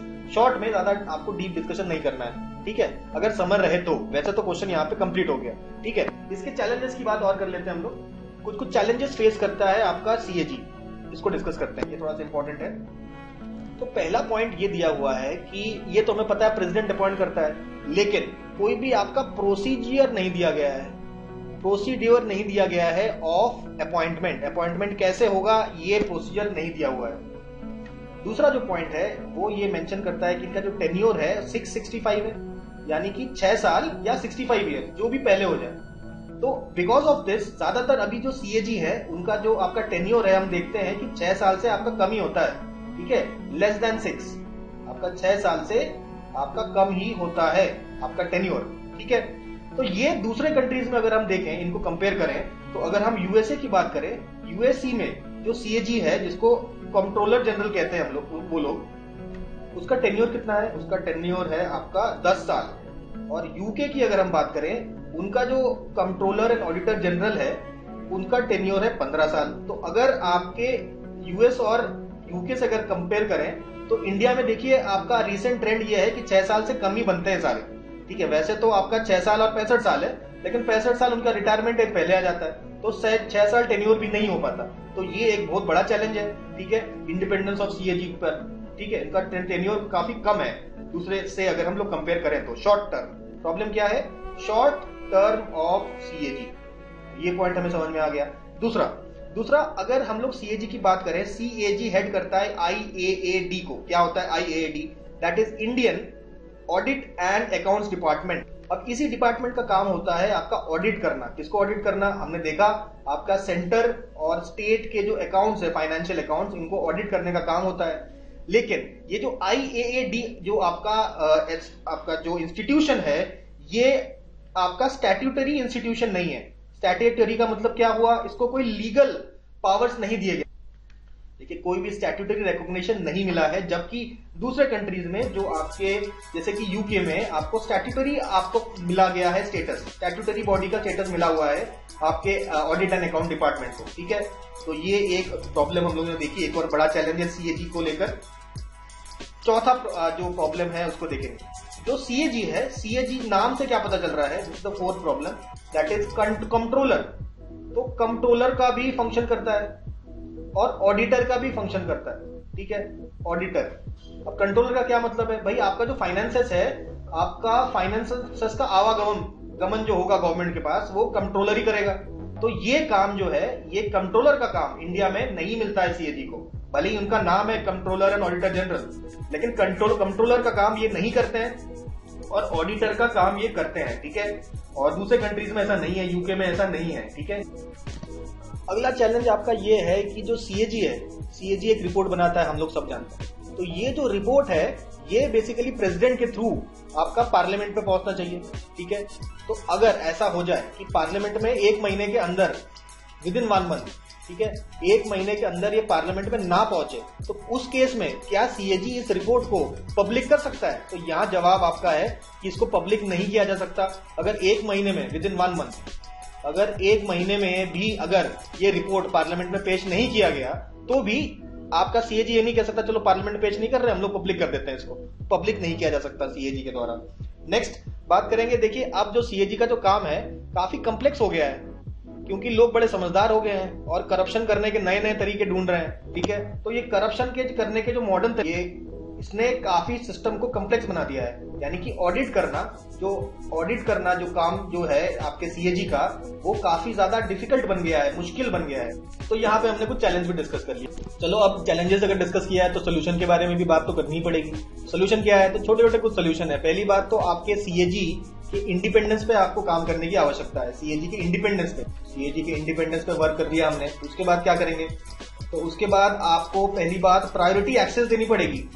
जो भी आपके जो रिकॉर्ड्स हैं ऑडिटर्स को जो मिलते हैं, उस पे आपका प्रायोरिटी एक्सेस होना चाहिए। जब भी आपका CAG चाहे उन रिकॉर्ड्स को चेक कर सके ऑन अ प्रायोरिटी बेसिस। चलिए, अब मान लेते हैं कि भाई आपको रिकॉर्ड्स का अगर एक्सेस ना दिया जाए, फिर क्या करें? तो उसके लिए आपको कंप्लेंट एक्सप्लेनेशन देना पड़ेगा, ठीक है।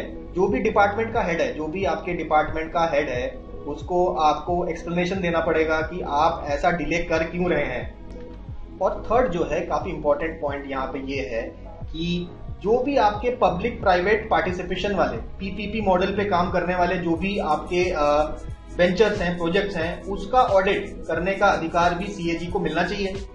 इसके अलावा गवर्नमेंट के द्वारा जो आपके फंडेड ऑर्गेनाइजेशन है, गवर्नमेंट फंडेड ऑर्गेनाइजेशन, वो भी CAG के अंतर्गत आपके आने चाहिए, ठीक है।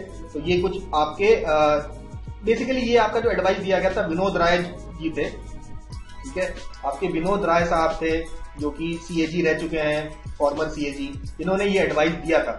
तो ये कुछ स्टेप्स हैं जिनको लेके आपके CAG के जो इंस्टीट्यूशन को और ज्यादा मजबूत किया जा सकता है, ठीक है। अभी देखिए, इसी के साथ ही हम लोग ने समाप्त कर लिया हमारा कार्यक्रम 2018 का। GS2 पढ़ रहे थे। GS2 के 10 क्वेश्चन हम लोग लगा चुके हैं। पहले 10 क्वेश्चन सेक्शन ए खत्म, और सेक्शन बी में हम लोग नेक्स्ट आपके जो सेशन होगा उसमें कंप्लीट करेंगे। तो तब तक इसको आप रिवाइज करिए, और जितने भी क्वेश्चन बताए हैं सब लिखना जरूरी है। लिखेंगे नहीं तो कुछ फायदा नहीं होगा, पढ़ने का कोई फायदा ही नहीं। इसको लिखना है, ठीक है। और पहले आप जैसे जितना टाइम पे फोकस मत करिए, लिखते लिखते आपकी आदत बढ़ती चली जाएगी। आपका टाइम जो है आपके एकदम प्रॉपर टाइम में आ जाएगा। स्टार्टिंग में आपको समय लग सकता है लिखने में, लेकिन समय लीजिए और लिखिए, और ढेर सारे क्वेश्चन लिखिए। धीरे धीरे आपका समय भी इंप्रूव होता चला जाएगा, ठीक है। तो याद रखिए, आपको लिखना है, यू हैव टू राइट। इसका कोई ऑप्शन है ही नहीं। इसको समझ लीजिए, सारे 10 क्वेश्चन लिख दीजिए, ठीक है। मिलते हैं हम लोग अगले सेशन में।